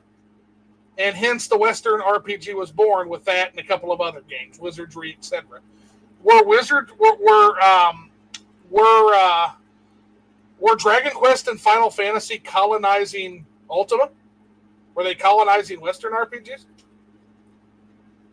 I don't know. There's something to think about. Yeah, that's something. Yeah. I don't know. I don't know if that's. I'm not saying that you're wrong. I just don't know if I see that as entirely useful. Just because, if not for Ultima, you wouldn't have Zelda. You wouldn't have from one game, and I'm not even kidding you. You can go look at what the creators themselves say. Without Ultima, you don't have Final Fantasy. You don't have Zelda. You don't have Dragon Quest. You don't have Deus Ex. You don't have Elder Scrolls. You don't have Dark Souls. Literally. Because every game is an inspiration. It drew from Ultima Underworld. You don't have some of the Civilization games that drew from things like Martian Dreams, right? Which is an Ultima spinoff game, the Worlds of Adventure. So I don't know. I don't want to be too harsh and say that it's a colonizing game, because it's such a negative connotation, and what's actually maybe happening is, like I suggested, and I could be wrong, but maybe it grows the genre. Maybe it fills JRPG coffers, right? We won't know what the effects are until later, but I don't know. I would try to have a positive outlook on it until the numbers are there to say, yeah, you know what? This game sure colonized. And that could be, you could be right. You could be right, but I don't know. If that's the case, I do wonder if JRPGs colonized WRPGs first. And I don't believe that. I actually don't believe that happened. I think they were inspired by it. They kind of did their own thing. But to the Japanese audience, it might as well. Ain't nobody in that Japanese audience that heard of fucking Ultima. Well, they sure heard of Dragon Quest. Like, nobody played Ultima. There weren't a ton of PCs back then in Japan. Let's see here. TMO6 at Brain Rot talking. Sure, whatever you say. You don't play JRPGs. Expedition 33 has a lot more setting and storytelling. You don't have to finish the story in Act 3, but you need to understand the story. Colonizer 33 doesn't have more settings and storytelling than JRPGs, Lamau. I do play JRPGs and played more than you have in my life, but it's good on you. But hey, been older and you don't play games. Okay, well we're skipping this. Okay, anyway. No, but look. But I'll say this. I'm the kind of guy.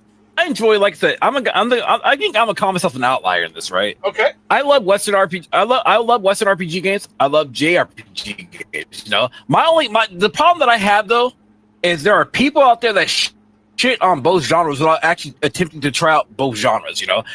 They're both in the grand scheme of things, they're both RPG games, but they take their own route and also their own style. They each have their own type of. Yeah. They should. They grew each other. They literally. They basically built up on. Guys, the best spell in Final Fantasy is literally called Ultima. Here, would you mind adding TMO6 to the call? We can get him in here for a bit for the last segment. Hey, you want us to? Yeah, okay. Yeah, give me 1 second. How do I fucking do this again? Friends to DM. And Team 06. Okay. All right. Boom, boom, boom, boom. There we go. What's up, man? Yo. What's up? What's going on? I'm hearing Zoo. I don't know, man. I feel like that's such a bad thing to take on because JRPGs are inspired by Ultima and all that. They are. But it's not a bad take. It's literally history. I can show you conferences where Miyamoto is literally mentioning playing Ultima. I mean, you don't have to show me conferences. I know the history of JRPGs. Okay. And the history of Japanese games and Ultima, right? Yeah. And the influence. But I think the point is about what I call Colonizer 33. Okay. That this game is taking tropes the game is consumed by tropes of JRPGs, gameplay mechanics, and JRPGs. Yeah. And that the game itself is described as a JRPG on the site. Right. And that you have people who don't play JRPGs who are magically saying that turn-based games are making a comeback, which is not true. They never went anywhere, so how are they making a comeback? Right. Talking about sales of the game. Oh, this game is selling really well, even though Dragon Quest XI sold 2 million in less than 3 days. I mean, yeah, look that was only on 2 godforsaken platforms in one region. Look at what it's so odd. It's so odd when I hear these. Do these people play JRPGs? Yes or no? And it's always no. And then they talk about what's revolutionary for the genre. What's revolutionary for the genre are JRPGs themselves. This game isn't doing anything new. Okay. Somebody please tell me, what does this game do new? It's honestly not being done in JRPG. Yeah, I haven't played. Yeah, a lot of mechanics are taken from various other games. It's not. That's nothing. It literally doesn't do anything new. It's just another game. No. I mean, it's. I think I see. So let me real quick sort this out because I think we've reached consensus here. So what you're saying is it's not that the developers set out to colonize; it's that these fucking people came in afterwards and are like these new fans basically. They're like, yeah. Okay. It's their fan base. It's their fan base, and we see it in the comments. Okay, not the developer, but the fan. Oh, gotcha. Okay. Yes. No, that would be frustrating as fuck, man. Yeah, that would be frustrating. As someone who's long term, I mean, we've seen it in the comments. I've seen it on Twitter relentlessly. I've seen where people went full blown. Oh man, why did Famitsu give this game a 36 out of 40? If it looked like a Japanese game, it would get a 40 out of 40. It devolved into that. It devolved into people saying that I don't want to play games that look like anime. I want realistic graphics. It is divulged into that. But then these same people want to talk about the evolution of JRPGs, and yet they don't play JRPGs. The evolution of JRPGs, we just seen it with our own eyes as people have been playing these games and been paying attention, has been the Trails series. Trails has inspired Atlas to step up their gameplay. Trails Through Daybreak has mixed turn-based and action RPG elements, and then it was improved upon in Daybreak, and it was improved upon in the newest entry. The one I always like to tell Into the Beyond as a hell of a story of JRPG innovation in just turn-based systems. Fucking Press Turn with Shin Megami Tensei Nocturne, man. Fucking Press Turn is incredible. That's such a great system. Like, it's so engaging, and there's a game not near enough credit, man. That game is fucking amazing. So yeah, okay. So with that context, I would argue then that bad take based on a misunderstanding. Yeah, I do agree with you on that then. But a lot of people they just don't want to understand. Yeah, you know? nobody was saying back in the 80s that that Dragon Quest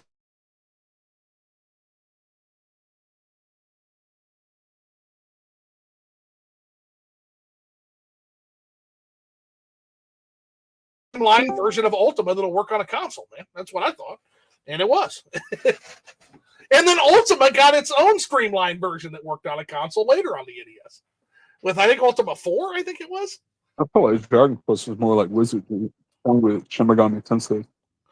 Wizardry too, yeah, Wizardry. See, and I always say Ultima because that's the one I played, but Wizardry also massive impact on those genres. Yeah, Wizardry was huge. Yeah, and it's just an entire thing gets forgotten because those games are so fucking rough today. Now, you want to talk about games like with the Zelda 2 take, you want to talk about games I would not recommend to people. As much as I personally adore Ultima 4, nah, don't fuck with the early Ultimas, guy. Don't. That would, I mean, young gamers like you, TMO6, would be like, what the fuck is this guy on about? It was fucking mind-blowing at the time, but it does not. You want to talk about a game that needs a goddamn remake? Ultima 4 needs a remake. I would say Ultima 7 even to an extent, but I think Ultima 7 still stands pretty good. But Ultima 4, God, does that need a remake bad, because I wish more people could experience the Virtue system. Or even Ultima 6. Ultima 6 has got a fucking one of the best twists in gaming. I'd go on about Ultima all day, but I'm not going to do that because nobody here that is not fucking 50 years old is what the fuck I'm talking about.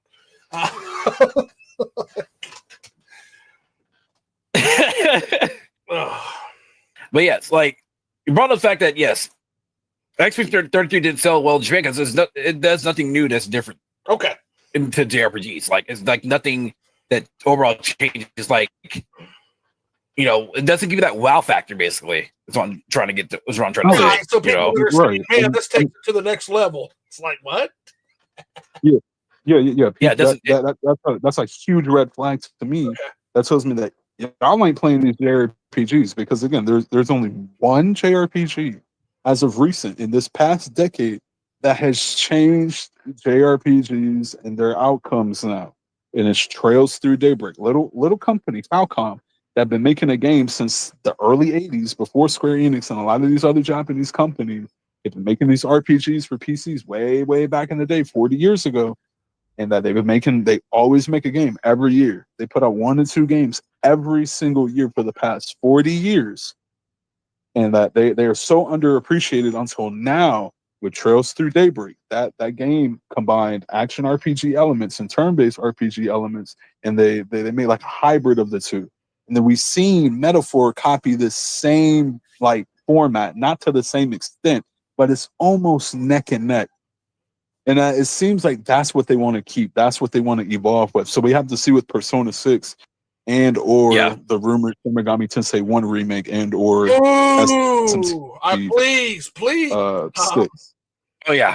Now Persona, are we going to get Persona 6 or are we just going to get another 5 fucking Persona 5 games? Like well, I think we are because I think Atlas came out with like a survey like not too long ago. They were asked to be like, what do y'all basically want or whatnot, right? And Persona 6 was on there with also Persona 5 fighting game or whatnot. So so they're taking consensus, you know, from the audience what they want to see or whatnot. You know, fighting game, but then we gotta be done with the Phantom Thieves. I know they're beloved, but we gotta be done. Like like that's why I said, like, hey, come out with that fighting game, then move on. Call it a day. I'll take the fighting game, especially if our system works is behind it. I'll take it. But we got to be done milking the. There's no. I think they're done with fighting games. Like, what was it? I think they're done with fighting games. I don't think they'll make another one. Yeah, and that could be. And in that case, yeah, let's just get to 6 then. Yeah, I mean, they already confirmed Persona 6 is in development, and that there are rumors, according to Midori, that a lot of people wrote off Midori because they came out as like a man that was catfishing Japanese developers. I don't care.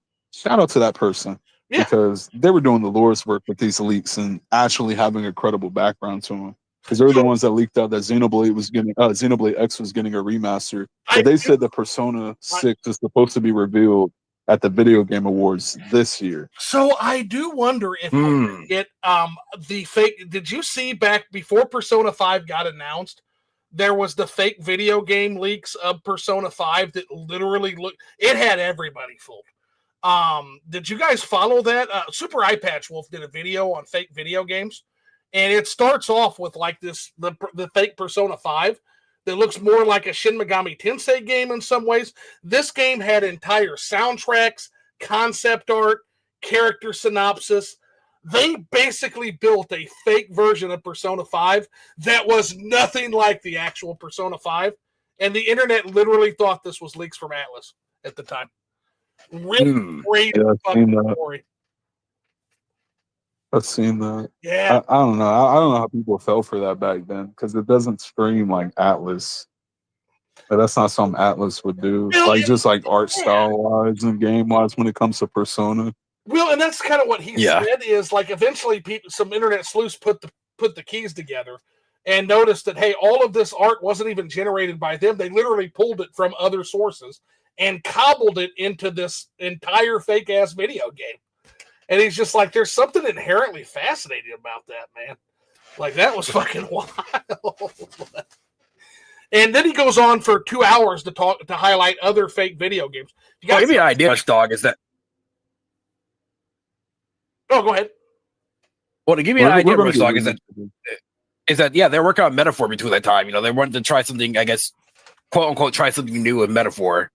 But, you know, as any game developer, though, they're always working on something in the background. You know, just because they're working on one game doesn't mean they're not working on another, you know, at full force, I guess you could say. Yeah, Metaphor wasn't made by the Persona team. That was made by, like... teams. Yeah, there's 3 different teams at Atlas RPGs. Yeah. You got Team Maniacs, which they do, like, Shin Megami Tensei games. Right. Like the other Megaton games. And then you have Peace Studio. Peace Studio does Persona, obviously, and then you have Team Zero, and they're the ones that do Metaphor. They split off with Peace Studio. So they have 3 different teams, so they're all like split up and doing their own thing. Do they share art with Amano, though? Does Amano still do the art for both? Yeah. Okay. Yeah, got it. I don't believe so. I think Persona 3's artist is complete. Persona's artist is completely different. Okay, gotcha. Well, Russell, to give you an idea, though, back then. They were the reason why they were so close together is because they were, you know, they're sharing a lot of companies. Like I think I said this earlier, a lot of companies they don't like to, you know, reuse assets or whatnot. You know, when you're reusing assets, that makes development time so much damn quicker. But you know, companies these days they don't do that anymore. You know, some companies do. Don't get me wrong, some do, but some like RGG they do it all the time with their Yakuza games. But you know, most companies they don't do that anymore. Before you go, we're gonna pull Philly in here for a little bit. Disbearity. Yeah. I told him, give me a hug, and I'll get him on in. All right, well, hug Giffen. Get on, Philly. Get your ass on in here. Here we go. I'll say hi to Phil. Give him some love real quick. No, that's not what we want to do. God damn it! We just want to add him to the call. There we go. Yeah.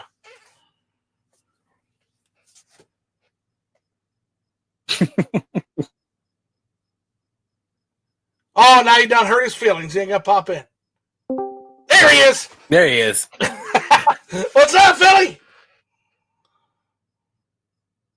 What's up, Philly? What's up? I'm just sitting here listening to y'all talking, and I'm sorting through Magic the Gathering cards. Oh, that's fun. That's a fun evening for sure. Getting anything good? Well, I feel it. Get any Siobhan Dragons or Colossus of Going through my old cards, dude. I've had some of these from like 2012. I found a couple of cards. By the way, Last night I found a card that was worth like $38, and I found a couple of $5 and a couple of $2 or $3 cards. So, dude, I don't play much, but I had to get the Genji Ito set for some of those cards were fucking incredible.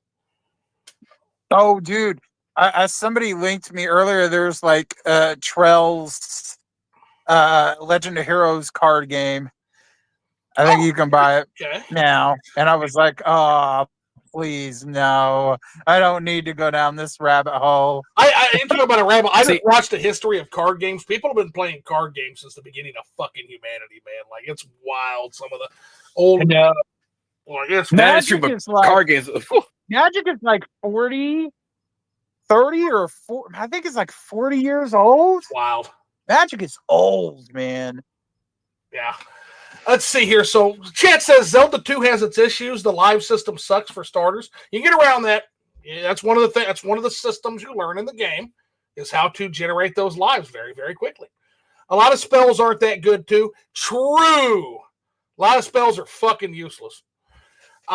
Let's see. That said, but some spells are essential. That said, compare Zelda 2 to Simon's Quest to get a sense of just how great Zelda 2 was for its time. I don't know. I feel like Simon's Quest gets shit on way too much.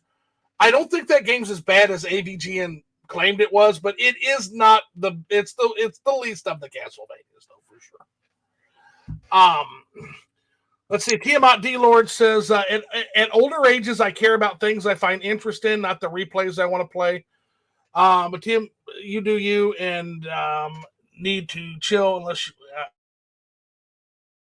I mean, I think it's like any game though. Like, I think that's like any game though. Like, there's a certain point in time where like there are some games that that are so good that you.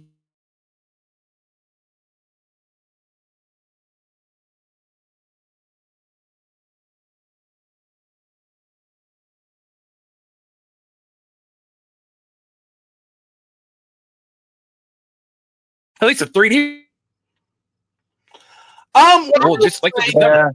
What I'll say is, in terms of that, there are some games. So I'm a guy that will not lower my standards for a lot of things. So, so that's why I didn't play a lot of the games industry games. So if you're gonna give me a new 2D Mario game, it needs to at least be as good as World War 3.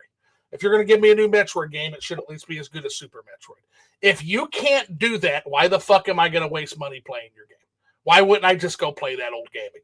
And so that's what. If I recall, in the case of Visual Amana, what it was like, Square Enix contracted, another company. I forgot the company's name, so sorry. They contracted them in order to like say, hey, we want to pique more interest into the Mana series. Mana series has been kind of dormant. We want to pique interest. That was the whole point of why Square Enix went out of their way to do that. They wanted to do that. Not a lot of people did buy into it, and guess what? But what a lot of people focused on was, Square Enix, they closed down the company that they contract. No, that was NetEase. NetEase did that. Square Enix contracted the company to create Visions of Mana. See, this is where the problem is, like, where people, they just don't understand. They don't look into shit. Excuse my language. They don't look into things, Right. A lot of people are retarded when it comes to like looking for. So I'm going to show off, guys, because Rush Dog says card games are indeed timeless. Even Nintendo started as a card company. Speaking of which, I'm going to check this out, guys. Got to show this off since Rush Dog did it. So those are that's an actual set of Nintendo Hanafuda cards. Those are authentic. Is that your personal collection? That is part of my personal collection of artifacts. Yep. Wow. That is one of the earliest sets they ever produced. I don't know the year. But that is the third oldest piece of Japanese. Wow. That's the third oldest piece of Japanese artifact that I have.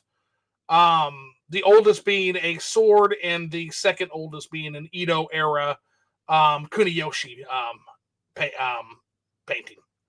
It's authentic. I got an authentic Kuniyoshi too. But those are in particular, as a Nintendo enthusiast, that's a really cool piece of history right there. That Nintendo would probably like to get for their game, to be honest. You know what? I want to talk about, the Final Fantasy Magic the Gathering crossover. I've been like calculating my cards or whatever. The game's such a big craze. The decks were going for crazy amount. I scanned in the Titus Commander deck that was going for like 80. It was like 70, $80. It went up and it's dropped 41.9% in value. It is now under retail. So it was all like just hype. So I feel like those cards are going to go back down. And it makes sense because there's already like a trading card game for Final Fantasy with Square Enix. I really couldn't understand why they were going for so much, because one commander deck and a bundle box cost me $160. It was insane. Dude, it's kind of like getting to Warhammer, man. It's exactly like getting to Warhammer. The cost of entry is it's high, but once you get in there, man, you're in there. Bro, Games Workshop has a my nephew, he is so addicted to Warhammer. He is fan. so addicted. I played some of the games with him, but I can't get into I can't. I can't. It's just not me. Here's the thing. You don't have to get into to the games, but at least get into the lore. That's all you got to do. So get into the lore. Once you get into the lore and understand what's happening from the story and the setting, that's where you could probably be like, okay, I can see what's going on here. Now, if you don't want to get to the IRL games, that's fine. I will say try at least play the video games, because there are some decent video games. There's let's say it's 60%. It's awesome. It is a great Diablo type game. Like I've been liking Inquisitor Martyr. Yeah, I like that. That's what I was playing with him till my PC died. Once my PC died, I was like, dang it. Man, I'll tell you, I did fall into the Warhammer lore rabbit hole, and that's a fucking yawning abyss, man. There's so much to work with in that lore. I tell you what, just pick a faction and just watch one lore video. It doesn't matter by who. They'll break it down. Just pick a faction, stick with it. Just that's all you care about, man. Let's go with that faction. That's all you care about, dude.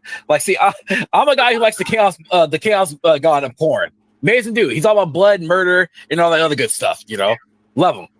I'll buy any army of his, for sure. Sounds like a great guy in a universe of great guys, and that's kind of what I get out of the lore. Is everybody in this universe is fucking terrible. That's the point. They're terrible. Yeah, that's the point. Yeah. A lot of people try to make it something different. No one's good. These are good. It is the dark. No one's fucking good. It is the dark. This is Warhammer for you. Yeah. Let's see. Restdog says a Zelda 2 remake with some quality of life improvement would be something special. Oh my God, yeah. Bring that to me. 100%. Let's see. But Keithia said, as I said, guys, I gotta go ahead and head out. I appreciate you flipping. Anytime, man. Bring me on here. Again, we gotta have a part 2. So whenever you need to do a part 2, let me know. I mean, I'm available for the most part. I'm available anytime after 7, basically after 7 p.m. I'm good. Yeah, man. So before I said, guys, if y'all don't. Before you go, I got one last question for you. Yeah. It's a quick one. So, Disbearity? Yeah. Did you have fun?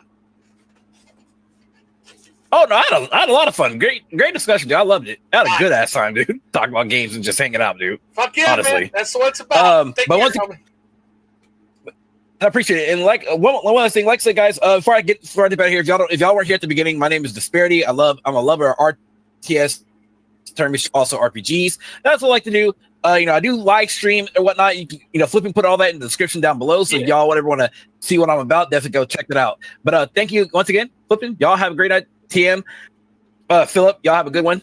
Keep them safe. All righty. Well, this show ain't even nearly fucking done yet because all these goddamn comments. Okay, so we got more. Home of that. Let's see here. Looking at comments. Next relevant comment.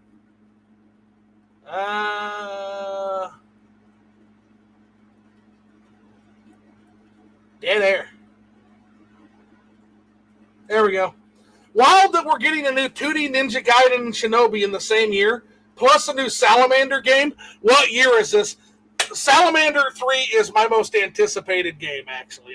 I'm so excited, man. You have no idea how excited I am for a Salamander 3 by Team M2 Shot Trigger. That is a dream come true, man. Phil, shmups. I don't know. I don't know what Salamander is. Oh, that makes me sad. You don't know what Salamander is. TM06, save us. Save us from. I'll have to look it up. Save us from Phil. Let me look. TM, do you know what Salamander. Yeah, it's about the Grady's. Yeah, exactly. Yeah, it's good, Phil. It's really good. And on the NES, I'm not sure about the arcade because I never played the arcade. But the Salamander on the NES had two-player, baby. It had 2-player mode. So you could literally play 2 players. It's so good. And it would go back and forth between horizontal and vertical shmup stages. Let's see. So Tiamat D. Lord says the thing is the Switch 2 thing was overblown, but the tariffs may be a role, but it wasn't a failure. Yeah, so we don't know. It's going to be very hard for the Switch 2 to be a failure at this point. It had a really good launch. They seem to have production just A+ job as far as that goes. The question is, will it surpass the Nintendo Switch 1? That's really the question. That's the question the investors want to know. I don't think it has to do that to be a success, but that's really the question that everybody has in mind: is does it have the potential to surpass the Switch 1? That can change literally at the drop of a hat with one game. One fucking game can change that trajectory. So it's way too early to start talking about the ultimate success or failure of a system that is 2 months old. That's always been my whole point with things. I don't know. It doesn't have anything that interests me yet outside of Donkey Kong and the Mario World. But I'd like to try both of those. But I find it hard to buy a console for that, right? So it really depends. I'll need some more games, but I'm open to it. A whole lot more than Phil. Philly, we have your fucking hostage demand list for what, right? Yeah, I've got quite a bit. I mean, I do have an update. Guess what I saw today? What's that? I still needed to make a short of it. I forgot to make a short. I got to make it. So Target lowered the price of their Nintendo Switch OLEDs. And you know what they lowered it to? What? $350. And they're considering that a sale. Well, Walmart still has the OLEDs for $300. Nice try. Nice try, Target. Nice try. That's kind of They put it back down to normal MSRP and they're calling it a sale. Yeah. I laughed to my butt off when I saw that. That's pretty typical retail fuckery on it. That's not Nintendo's fault, but that's definitely some retail fuckery. Oh gosh, I know, but I just saw it and I was just like, you gotta be kidding me. Man. And Tim's actually on, so we can elaborate a little bit now. Sega CD version was Japan only and has typical 90s anime art style. Now, that's a rabbit hole I'm going to have to jump down. That sounds amazing, Tim. Yeah, it's an interesting version of Shadowrun. Yeah, that's really fucking cool. Not to mention, so TM, when are we going to have you on for the Techno Lives talk and on many other things? I mean, whenever you feel comfortable. Okay, yeah, we'll make some plans for that because oh my god, we got to talk Techno Lives. I've never actually run into another human being who knows what that fucking show even is. So kudos to you. It's so good. Sega Genesis Techno Lives. I'm gonna Techno Lives. Fill me in on that one. I will. TM and I will do so probably sometime next week if he's available. We'll make that happen before I go on vacation again. Let's see. Maybe you need to put on the thing for us to watch.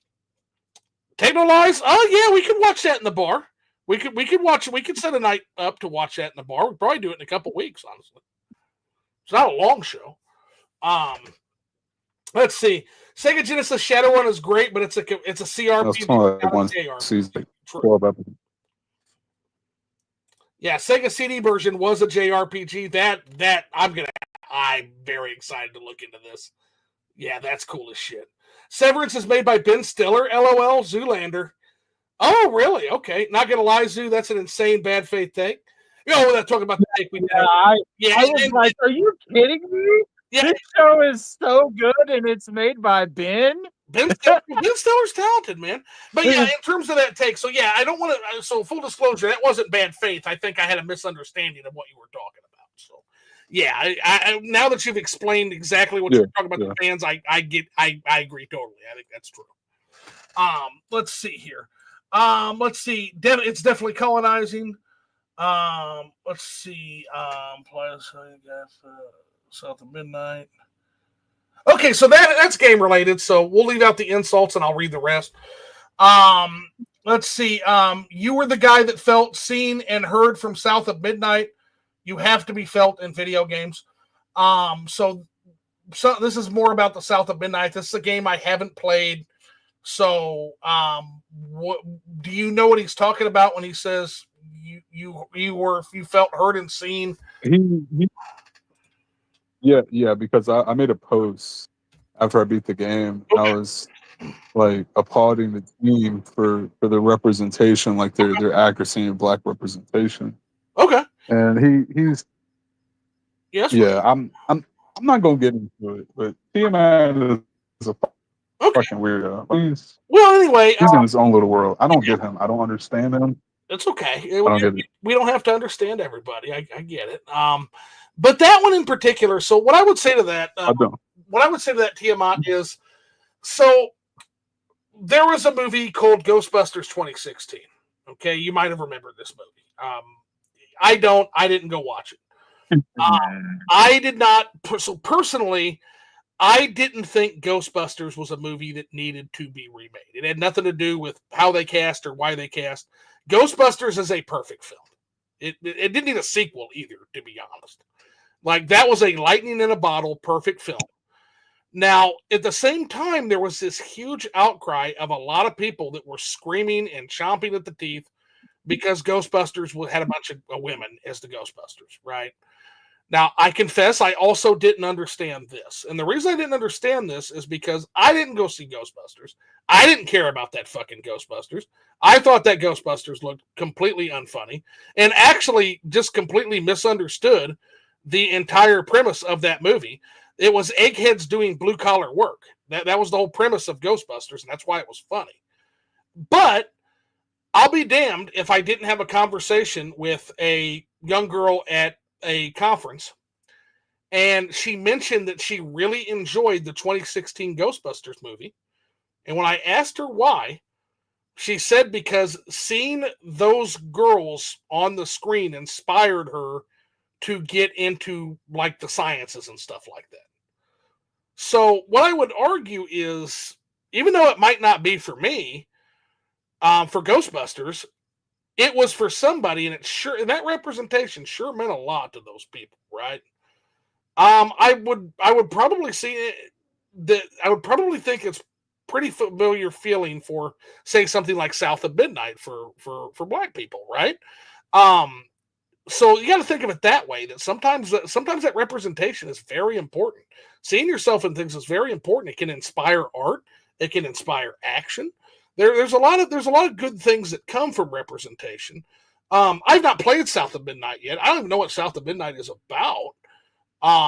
But I'm assuming if there is positive representation, I can't see that as being anything but a positive thing. And again, we're trying to expand the games industry, right? We want to do that so that we can get more customers in. More customers means more budgets, which means better games, theoretically. Yeah.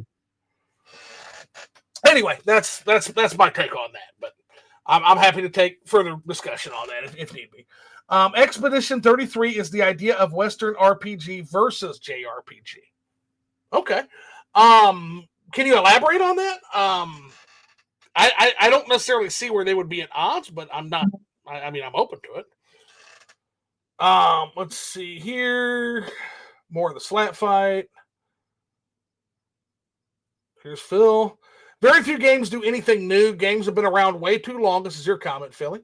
And there are too many games coming out now. A game don't have to do something new. It just has to do something well. 100%. True. 100%. Also, thanks for leaving me out of the call. Well, you here now. Let's see here.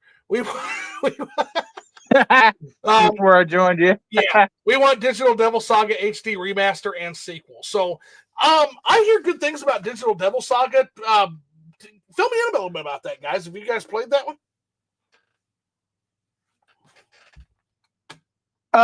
Well, I originally played it on the PS2. The thing about it that I loved is, well, I mean, it's Shin Megami Tensei, so there's enough reason right there. The music is great, the artwork is great, Yeah, but by it's Amano, just it was so unique. It was so unique because instead of just summoning a persona or having demons, you transform into the demon. And you can actually devour the demons when you make them weak enough and gain strength from them. Okay. The difficulty was like really punished in the game, but it was really dark, very dystopian, like sad, like world. Like it was so cool. So such a great game series. And So, I mean, I really want a remaster of it. I would really love. I'm not sure what the fuck it is with me and I'd really that are sad. love them to come back. Oh, go ahead. Huh? Yeah, I think we're having some miscommunication on audio, but go ahead. I would. And I was like, I would love to see them to that. I would love to see a game where you are pretty much the train. You become the man again, or the monster again. I just think it would be cool. Yeah. And it was a one and done. They did it for Digital Devil Saga 1 and 2, and then they never did that kind of thing again. They went back to having personas or having the demon packs, and I was like, okay, but I liked that idea. Why didn't they continue with it? Why didn't they make that into another sub franchise? And I hope they do it again one day. But they got to give us a remaster. We got the Ruado, however you say it. So maybe there's a chance because we've got Nocturne, we got Redato 1, Redato 2's next. I'm hoping Digital Devil Saga 1 and 2. Dude, if you had told me that we were going to get a remaster on the Switch of Shin Megami Tensei 3 Nocturne, I would not have believed you. That wasn't out of nowhere. That made that fucking direct. That was so fucking awesome. I don't know. I was telling you, I don't know what it is about me and these sad sack ass fucking gaming universes that draw me to them. Like it's Cyberpunk, it's Fear and Hunger, fucking Void Strangers. Like I guess I have a penchant for fucking sad sack universes right now. UFO 50's kind of happy. Yeah. Fill one up, give me a hug, and we'll get you in here. Rush Dog says Persona 5 came out in 2016 in Japan. We're coming on a decade between mainline Persona games. In comparison, there was like 1 year between Personas 3 and 4. Card games are indeed timeless. Zoo. Oh, this is great. Zoo, I have standards and won't buy your game unless they are met. Also, Zoo buys 500 Switch games. Shush. Anyway. That is true. That is true. That is fucking true. That is true. They got you. They got me. And then Rush Dog says gorgeous. And with that said, Nintendo Switch. Yeah, with that said, that is our show. So yeah, thanks to Disbearity for coming on earlier. We'll definitely have you back on, homie. Thanks for TMO6, Phil One Up Collects for jumping on here in the end game with me. So guys, have one last question before I get to my last question. Did you guys have any last questions for me? I'm just ready to get back to our game night, man. Whenever we got lots of games to get to. Yeah, I'm thinking Sunday. Saturday I'm gonna be busy. I gotta go get the haircut, and then also gotta get some shit ready for vacation. I'm gonna be on vacation the week after. So yeah, whatever we cram in, we're gonna have to cram it in probably within the next week because I'll be on vacation heading off for a little while. Where are you going now? Hot Springs, Arkansas. Oh yeah. Going for my annual sub. So yeah. Well, those springs supposedly have rejuvenating powers, but yeah, I doubt it in real life. But still, it's a really, really neat place, and the Mount Wabasha is really, or Washtenaw, or really has some amazing history. I'm a big history buff, so like there's an entire indigenous history there that definitely is very, very useful to people who are into like old anthropology, like I am. Great book. I'm gonna plug a book before I go. Called the oh god, this is drunk soon. It's The Dawn of Everything. It's a new history of human civilization, written by David Graeber, guys, and David Wingrove. So it's an anthropologist and an archaeologist got together and basically wrote a history. And you'll start to see things like sunset civilization or seasonal civ. Where they would be in hunter-gatherer bands in good times, and then in like winter times and times of scarcity, they would band together in more. So they were more egalitarian hunter-gatherers in good times, in harder times they were more hierarchical, and they would basically shift according to things. So it wasn't like a permanent civilization, wasn't a hunter-gatherer either. And that actually may have made up a majority of our ancient history prior to written records. Like we can find, and one of the places where that is prevalent outside of Cahokia, which is right here in Illinois, although Cahokia is kind of a scary place, honestly. But in Hot Springs, Arkansas, there is a similar seasonal civ, which is really cool.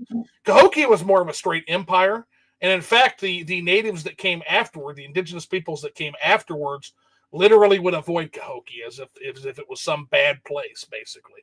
And so my theory is, and I don't know for sure, I'm not an anthropologist or an archaeologist. My theory is that Cahokia was an empire, and keep in mind, Cahokia, the city, was larger than London at the time. Was larger than London at the time it was initially discovered. It was just gargantuan. But it was a long dead civilization when the indigenous peoples, like the Iroquois nation, were well established.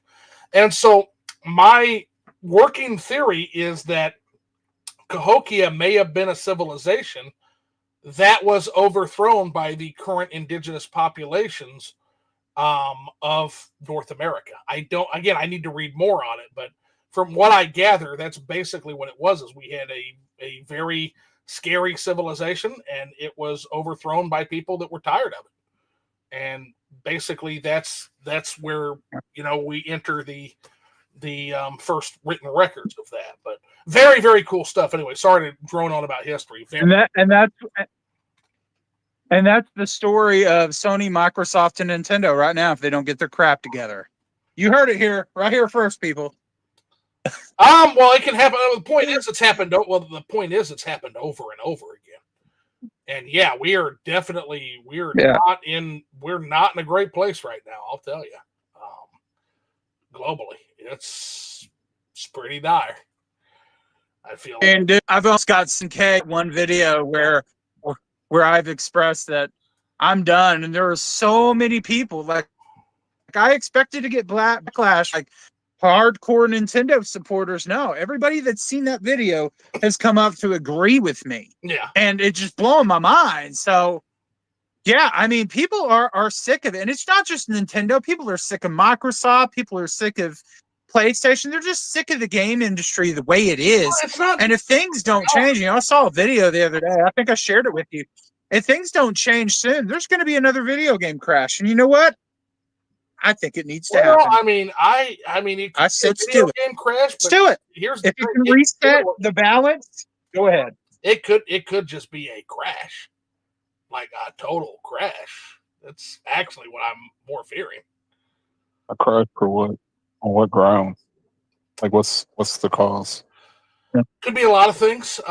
Could be the fact that, like, if you look at American credit scores, we're over leveraged to the hilt. There's not much more we can push it. Everybody's in debt. Nobody has any money. When that bubble finally pops, I'm talking about like gaming wise. Like what's this big bell, this big ring that will ring off and cause video games to crash? Oh, video. Well, Like, is it something gaming related or not? No, it could be. Because I don't think there's anything gaming related outside of like live service games being No, predatory and no, that and that's what I'm saying. AAA games Yeah, cost I actually agree. hundreds of millions of dollars to make. Yeah, I agree, TM. I don't think the crash will come from in gaming. I think it's external. Yeah, I think that there could be gaming has not done a good job of growing outside of its user. It really hasn't done a good job of doing anything but following macroeconomic pace. So when the macroeconomics go in reverse, gaming will go in reverse. And so that what could happen? We could have a global credit crunch, which looks like we could be approaching. The student loan debt bubble is going to pop probably within the next 5 to 10 years. That's going to be a motherfucker. You could have a global conflict. Like it's I don't know. We seem to be in very unstable times, basically. Like I don't know. I feel like we've always been in unstable times. Just because a certain group of people are not feeling unstable. Well, it's our leadership class. I'll say it. It's the fact that we consistently cede control of the most important things as a species and a civilization to snake oil salesmen constantly. And it is never ending. It's been that way since Devil Bill. It's been that way since John D. Rockefeller, man. Like we just can't get out of the cycle of trusting the wrong people. Like the people we put in power are always people that don't deserve it. They just are. If you're seeking power, you probably don't. And unless we find gaming, though, I feel like that. Oh, go ahead. I'm sorry.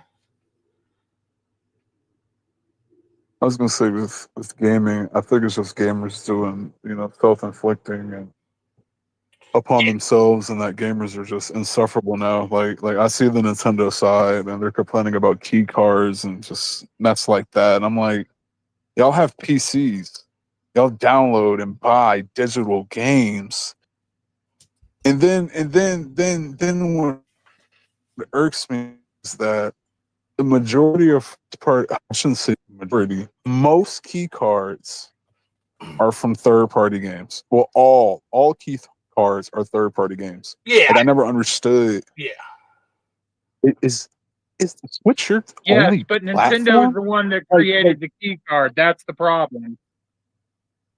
Nintendo endorsed and manufactured it's literally on their website. They are the ones that created the key card. So yeah, Nintendo's responsible. But the third-party developers are also responsible because they're the ones that put out the key card. So they're both responsible. It's not like Nintendo gets a pass in this situation.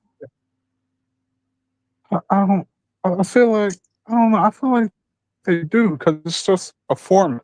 Regardless, I never understood the whole like preservation terms on people who want these games to be physical. Because I think it's just people wanting to be insufferable and that they want to show off games on a bookshelf for themselves to make themselves feel good. I think if people really do care about the games, they would buy it regardless of the platform, right? Like I don't care if a game is physical or digital. Where I can get it the cheapest at, I'm going to go. And I feel like buying games physically now is possibly the biggest scam I've ever witnessed. Like buying Dragon Quest Monsters 3 on the Switch. I brought that game physically, and then I brought the DLC. That game was over $60 if you count the DLC. Sure. So I think and then the game came 9 months later to PC. Because it was $32 for everything.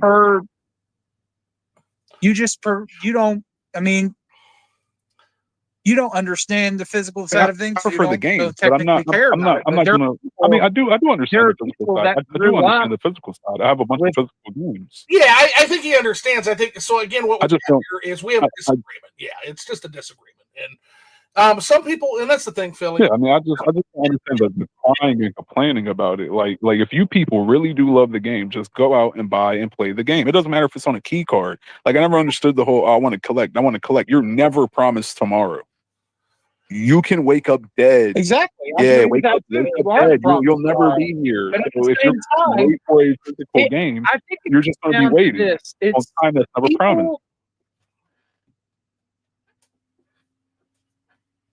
People want to spend their money and actually have control over what they buy. They don't want to allow a corporation to have control of it because, yes, you can go out and you can buy a bunch of games on Steam, but what if something happens? Your Steam account just disappears. Somebody hacks it. You lose it. All those games are gone. That's happened before. People get a hold of your credit card information. They do something malicious. Manage your account. Having a physical copy of the game means you own it. That means Nintendo can't just get rid of your account and you lose access to that. Zoo has talked about the fact that he bought a bunch of games digitally for the Wii, a bunch of retro games, and that didn't transfer over to the Wii U. Nintendo is the worst company about digital storefront. That's what he'll. So yes, yeah, that's what physical games. On, they do, hold on. They do matter. They have a purpose, on just like digital does. Yeah, right there. I feel like. And me. I feel like when it comes. Go ahead.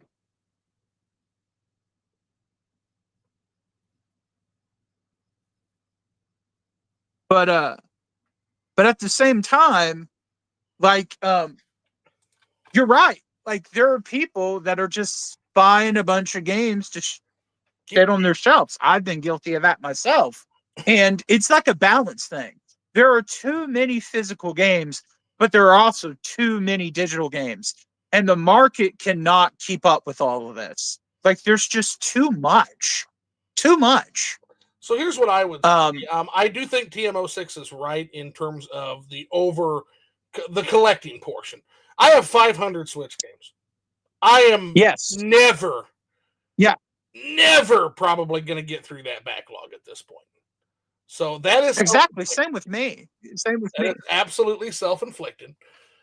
At the same time, and that's why I've always said that there needs to be quality over quantity. In my videos, when I talk about we got to stop giving into FOMO, we got to stop paying $400 collector's editions. Stupid. It's ridiculous. We need to quote because when the games came out physically back in the day, there wasn't a lot of companies like now. There wasn't indie developers. You now have first-party developers, third-party developers, indie developers. There's so many games coming out all of the time that really, when it comes to our collections, if you're going to have physical games, they should be like the gold star standard. They should be like the best. They should be the games that you love the most, that you will play again. Those are worth having physical. But is every single indie game or every AAA game or every first-party title that come out worth being on your shelf? Not really. I've looked at a lot of those like first-party, even some of the first-party PlayStation titles. I'm like, why did I buy all those Uncharted games? I've never even played them once. I got them on the PS3. I got them on the PS4. What am I doing? And I think we've all been guilty of it. So I get it. But I don't feel like key cards are the answer, because if you care about digital, you would just buy the digital game. If you care about physical, you buy the physical. Why would you buy it in between? You're going to have to download regardless. So why would you just save that time and not drive to GameStop, waste your gas, waste your money buying a fake physical copy, creating unnecessary e-waste? Just download it and play it, because that's what you were going to do anyways. So key cards are just stupid. It's a stupid product for nobody. Well, and here's the thing. So I'm not going to police people who buy key cards because I can't anyway. And no, I won't either. I don't agree with it. Yeah, and what I've always said is that's going to take care of itself one way or the other, just like the digital versus physical is going to take care of itself one way or the other. So I kind of take, to use an Elder Scrolls reference, I kind of take a Parthenos view here, which is, have you ever considered, and this is what I would say to you, Philly, have you ever considered that we are supposed to lose this? Have you considered that we're at the fucking Alamo as far as people, old fuddy-duddies who care about physical gaming, and that for the most part, the younger group of gamers, who I think TM06 represents well, don't care about this anymore. And so, and what I would say to that is, I'm not going to fight. I'm not going to fight that, because it's at this point, I've got enough games to play for the rest of my life. I've had a pretty damn good career, hobby as a gamer. And if this is the direction that the younger gamers and the younger game developers are choosing, and they're happy with this, this is their hobby now. Like I'm on my way out of the house. They're on their way in, so they should be able to dictate. I don't believe that one generation should dictate the way entertainment works or the way anything works for that matter, for a future generation that may have an entirely different set of principles and beliefs. And I have to apply that to gaming too. So I'll advocate for my own happiness, is what I tell people. Yeah. I'm going to advocate for physical games. I'm going to advocate for physical releases. I don't necessarily want to do digital games because I've been burned on it before. But if they decide not to, I'm not going to be too torn up about it either. It's just one of those deals where we can't. You're right. For future generations, they have to speak and they have to fight their own. They have to fight their own battles. They have to speak on what they care about and what their interests are. That's not my place to do that for them. Yeah. You're right. I do hope we hold. I know I have a lot of people that agree with me, and they care about that stuff. But then at the same time, there's probably a lot of people out there that don't agree with me, and that's okay. If this really is the end of physical media, it definitely very well feels like way. And this is, like I said, this is the last call before we close up. If that's the case, then it is what it is. People are going to choose which direction it goes. Yeah. And if I don't like it, that's fine. I'm taking my money and go. That's why I made that video. 100%. And yeah, exactly. That's the only way you can really decide. Like, you have to vote with your wallet.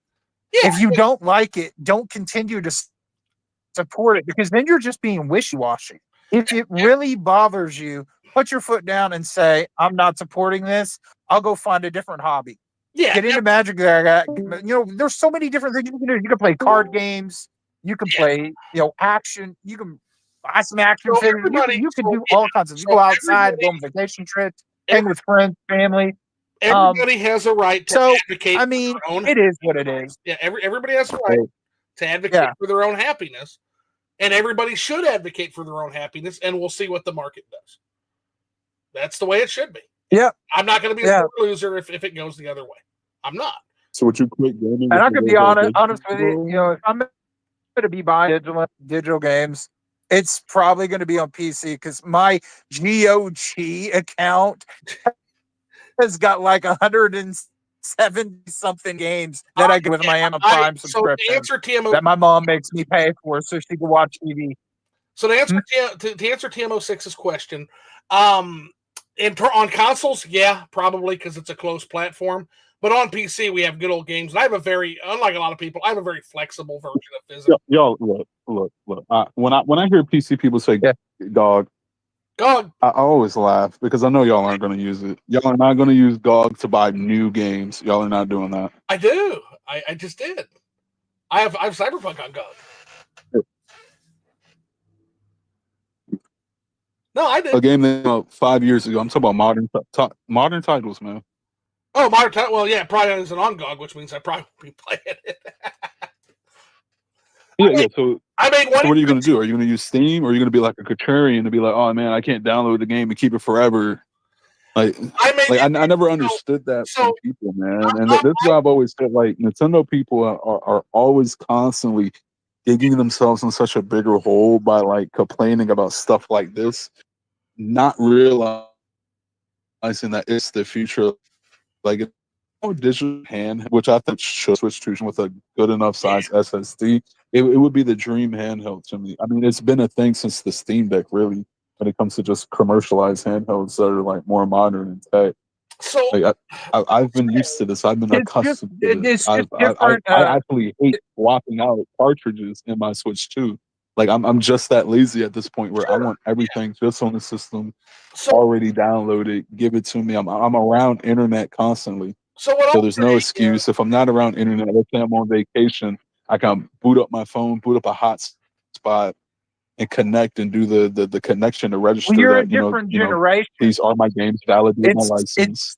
Yeah, I mean, it's a different generation, but you can always teach people, to adjust and realize that this is the future. Sure, I mean, similar with like next gen consoles. Next gen consoles. You are talking. If it is the future, then there's nothing we can really do about it. but we can still advocate for our own happiness. We Yeah, prefer physical. We prefer actually having our games, and part of this the is consoles you are physically. talking. There ain't nothing wrong with that. And- You don't have to understand it, Okay. but that's just our personal, taste. Yeah, Just like you prefer, all the digital stuff. Hey, I mean, a friend of mine just gave me a Steam Deck. You I don't don't believe I'm not prefer going to load either. It that up doesn't with some matter retro between me. I game just think goodness? it's in. yeah. So Yeah, part of it is I'm going to have fun on it. I mean, that's for sure. So part of it is a little bit of a generation gap. You are definitely talking to old man Rivers and the fucking Pepperidge Farm guy tonight. But at the same time, I'm more flexible. Oh yeah, no. So I made a exception. For example, I'll give you an exception to those principles. Mass Effect trilogy. I found out how to jailbreak that, by the way, Philly. So I'm going to get with you on that because you'll love it. So you can get it off of EA's dog shit fucking DRM. There's a way to do it. But that game was $8 fucking on a Steam sale. It was $8 for all 3 Mass Effect games. And OJ has been screaming at me to play these games forever. So I'm like, okay. So if the game is cheap enough to where I'm not going to even think about the money, sure. If the game is on an account system, I'm more likely to buy in. So Nintendo Switch 2, having the true account system for digital games, that's gonna. I got burned directly by Nintendo on this, so I might take a little while to warm up, but that's a start. Steam having an account system, like, yes, Phil, you're right. Theoretically, you could be locked out of your account.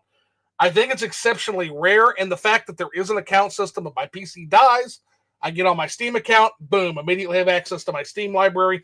That's what is needed to popularize digital, and that's why Steam has been successful in popularizing digital to a large portion. Yeah. I still like GOG because it gives you the DRM free, but Steam does have that system to be that makes it difficult to support digital. The things that makes it so difficult to want to support digital on consoles is because they are locked ecosystems, and I mean, I don't understand. What I don't understand is why they keep trying to make consoles more like PC when they can't, because lock ecosystems, lock storefronts, have to pay online. On PC, you got Steam, you got GOG, but you got tons of other different stores. Like I got some itch.io for games itch.io from CD keys that were dirt cheap, that were full price on Steam. And it's like I almost couldn't believe the price because it was like the ultimate edition with all the stuff. But I got it on there dirt cheap, and it worked perfectly fine. So on PC, you got tons of options. You can mod games like Morrowind and literally play an old game in a whole new way. I got to play a dead MMO that Capcom didn't ever let me play. I got to play Dragon's Dogma Online. That video I put out a tutorial how to get it set up. That's almost got 9,000 views. Like, there's so much more freedom on PC I'm fine with it. Like digital games on there, I'm totally fine with it. On consoles, I'm a little wonky just because I don't feel like the console, the big three, can be trusted. So I want to fall back on a physical game if I'm going to buy it on there. Sure. Well, I'll tell that's you, just my take. But on PC, I'm good with it. What I'll add to TM to that is, I think if you had talked to me even 12 years ago, very different conversation. Would have been an adamant physical guy. I am getting more amenable. Yeah. I'm actually getting more amenable as time goes on because of just how good the fucking deals are. Yeah, me too. Yeah, I think I want to downsize a lot of the collection anyways, because I know like I'm not going to play on it, and a lot of the games I'm going to want to play. Like, if honestly, like there's with Switch alone, there are so many of those secret cart revisions that there had to be a whole group of people that dedicated their time and money to try to figure it out so it could actually become a thing. Yeah, I don't even pay attention to that. And it's just exhausting. It's like, gosh, I don't want to buy the same Xenoblade game 4 times so I can have a more updated cart. I'm not doing that. It's ridiculous. So if you ship for me, it's like a bad game. I just won't buy it if you shipped a bad game. I'm not going to do the cart revision shit. No way. So I mean,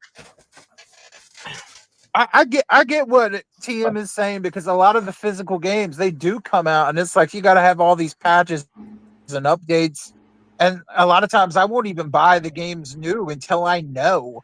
But yeah, man. I mean, Yeah, this I game guess the best just physical games really are the retro. It's just sad that they're so expensive and you can't afford them now. So I don't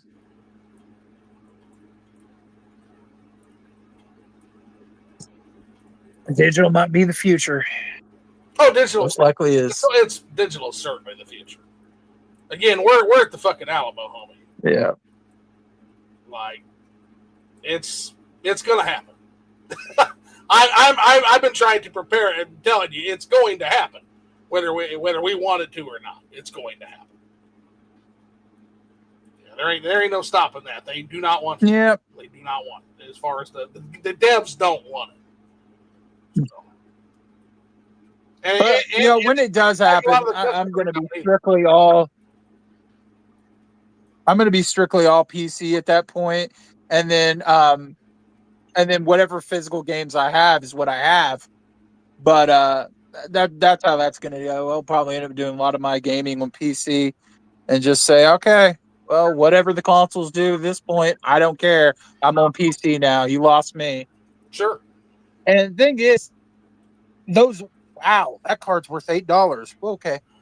That distracted me. I just scanned a card that's worth worth some money.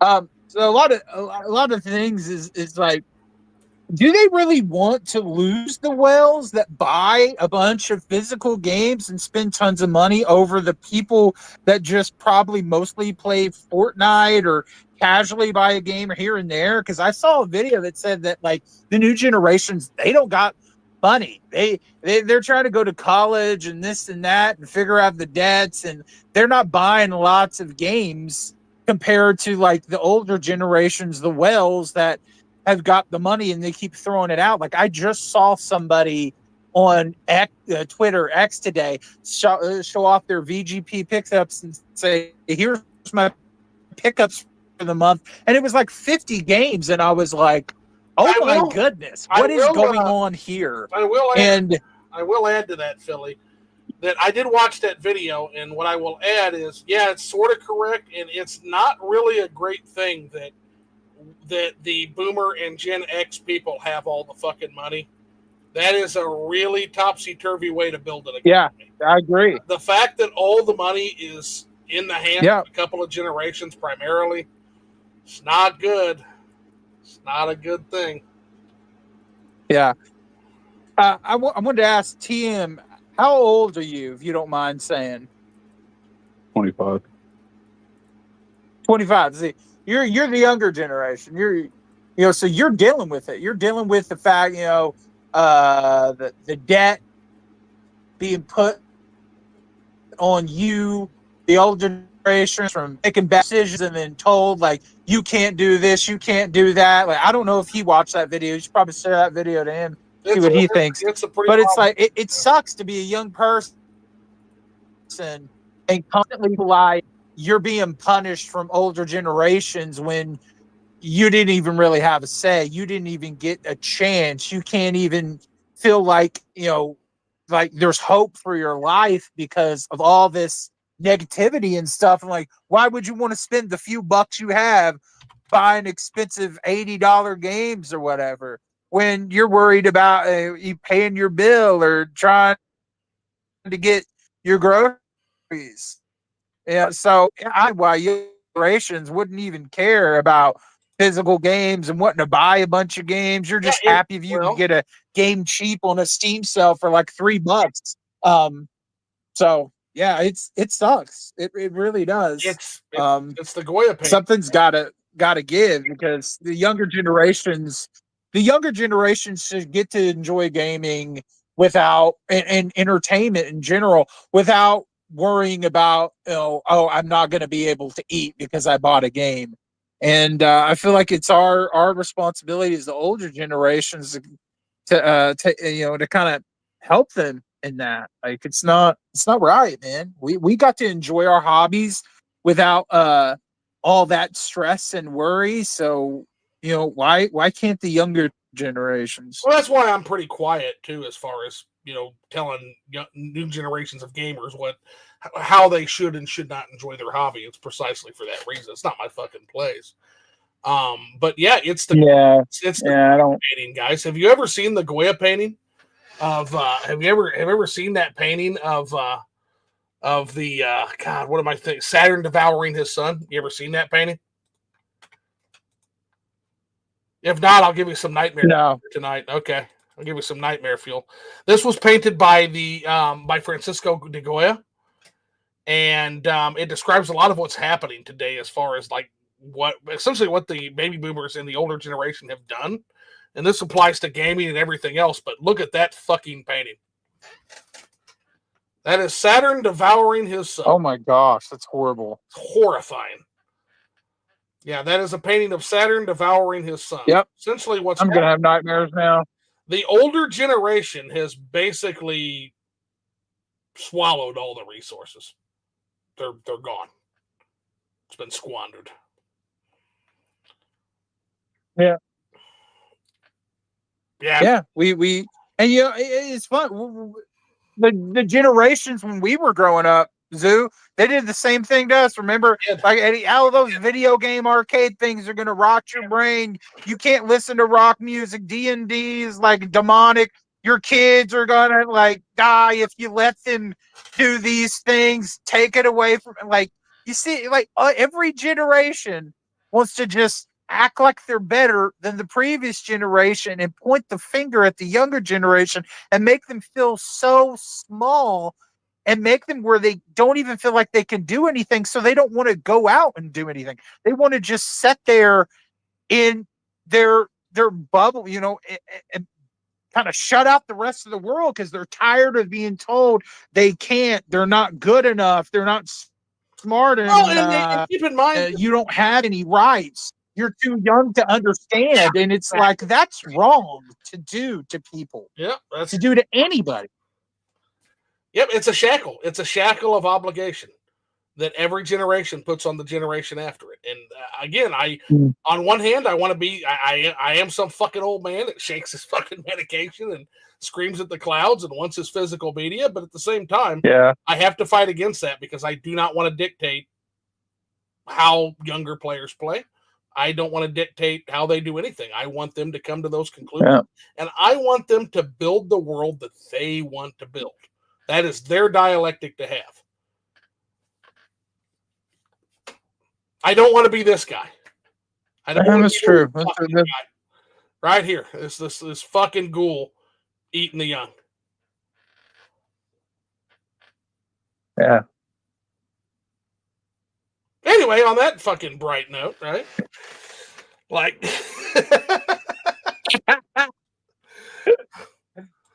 we got on a soapbox tangent, y'all. Yeah. Soapbox tangent. Only happens all the time on Liquored Up. Zoo is low-key Nintendo simp. Why I oughta. Lamau, don't tell anybody. Let's see. Disbearity Heart. He's craving some cyberpunk. Talking about you, Phil. I think Phil is just craving getting back on and playing fucking anything. And we're going to do that. Nintendo brought... Oh, yeah, man. Oh, dude. I'm going to have to buy Cyberpunk for, like... Bro, it's so good. Now that I got a Steam Deck, man, so good. I'm ready to go crazy on the thing, dude. Let's see here. We've got... Nintendo brought the industry back from a crash before. That's true. They did. We'll see if history repeats. It may be. That's true. It may be. But have they caused the crash before? No, that's different. Yet. Have they caused the crash? Have they been directly involved in it? No. There's a difference. Not yet. Okay, so I'm getting blown up on the phone again. So we're gonna blast through these comments, and I've got to go, guys. Let's see. Nintendo storage space for Nintendo 2 is expensive. This Barry says both Steam and GOG have their uses. At Phil One Up Collects, we definitely have a lot to talk about. And then Rush Dog says that's part of Greek and Roman mythology, which, yes, it is. It's also very allegorical. And so, once again, like art is any kind of art, we kind of interpret, things in different ways based on our different thoughts, attitudes, how we view right and wrong, previous life experiences. It's all it's all part of the tapestry of how one interprets art. And I definitely see the allegory that Goya wrote, in particular with his black paintings, because a lot of the black paintings are, again, based on the name of the paintings, it's much darker subject matter than he typically painted, right? And so there's a lot of darker allegory to those paintings. But all right, I think that's going to do it here, guys. Thank you so much for coming on. I got one last question for both y'all, and then we'll go ahead and end it. But hey, Phil, TM06, did y'all have fun? Absolutely, man. Sweet. Yes, sir. Always. All right, well, we guys have to go back on at some point, but you guys have a great rest of your night. I think that's the end of the comments section. So, guys, thanks for a banging ass stream. I love everybody. See you guys later. Get the fuck out of here. We're going to end the stream. See you guys later. Have a good weekend.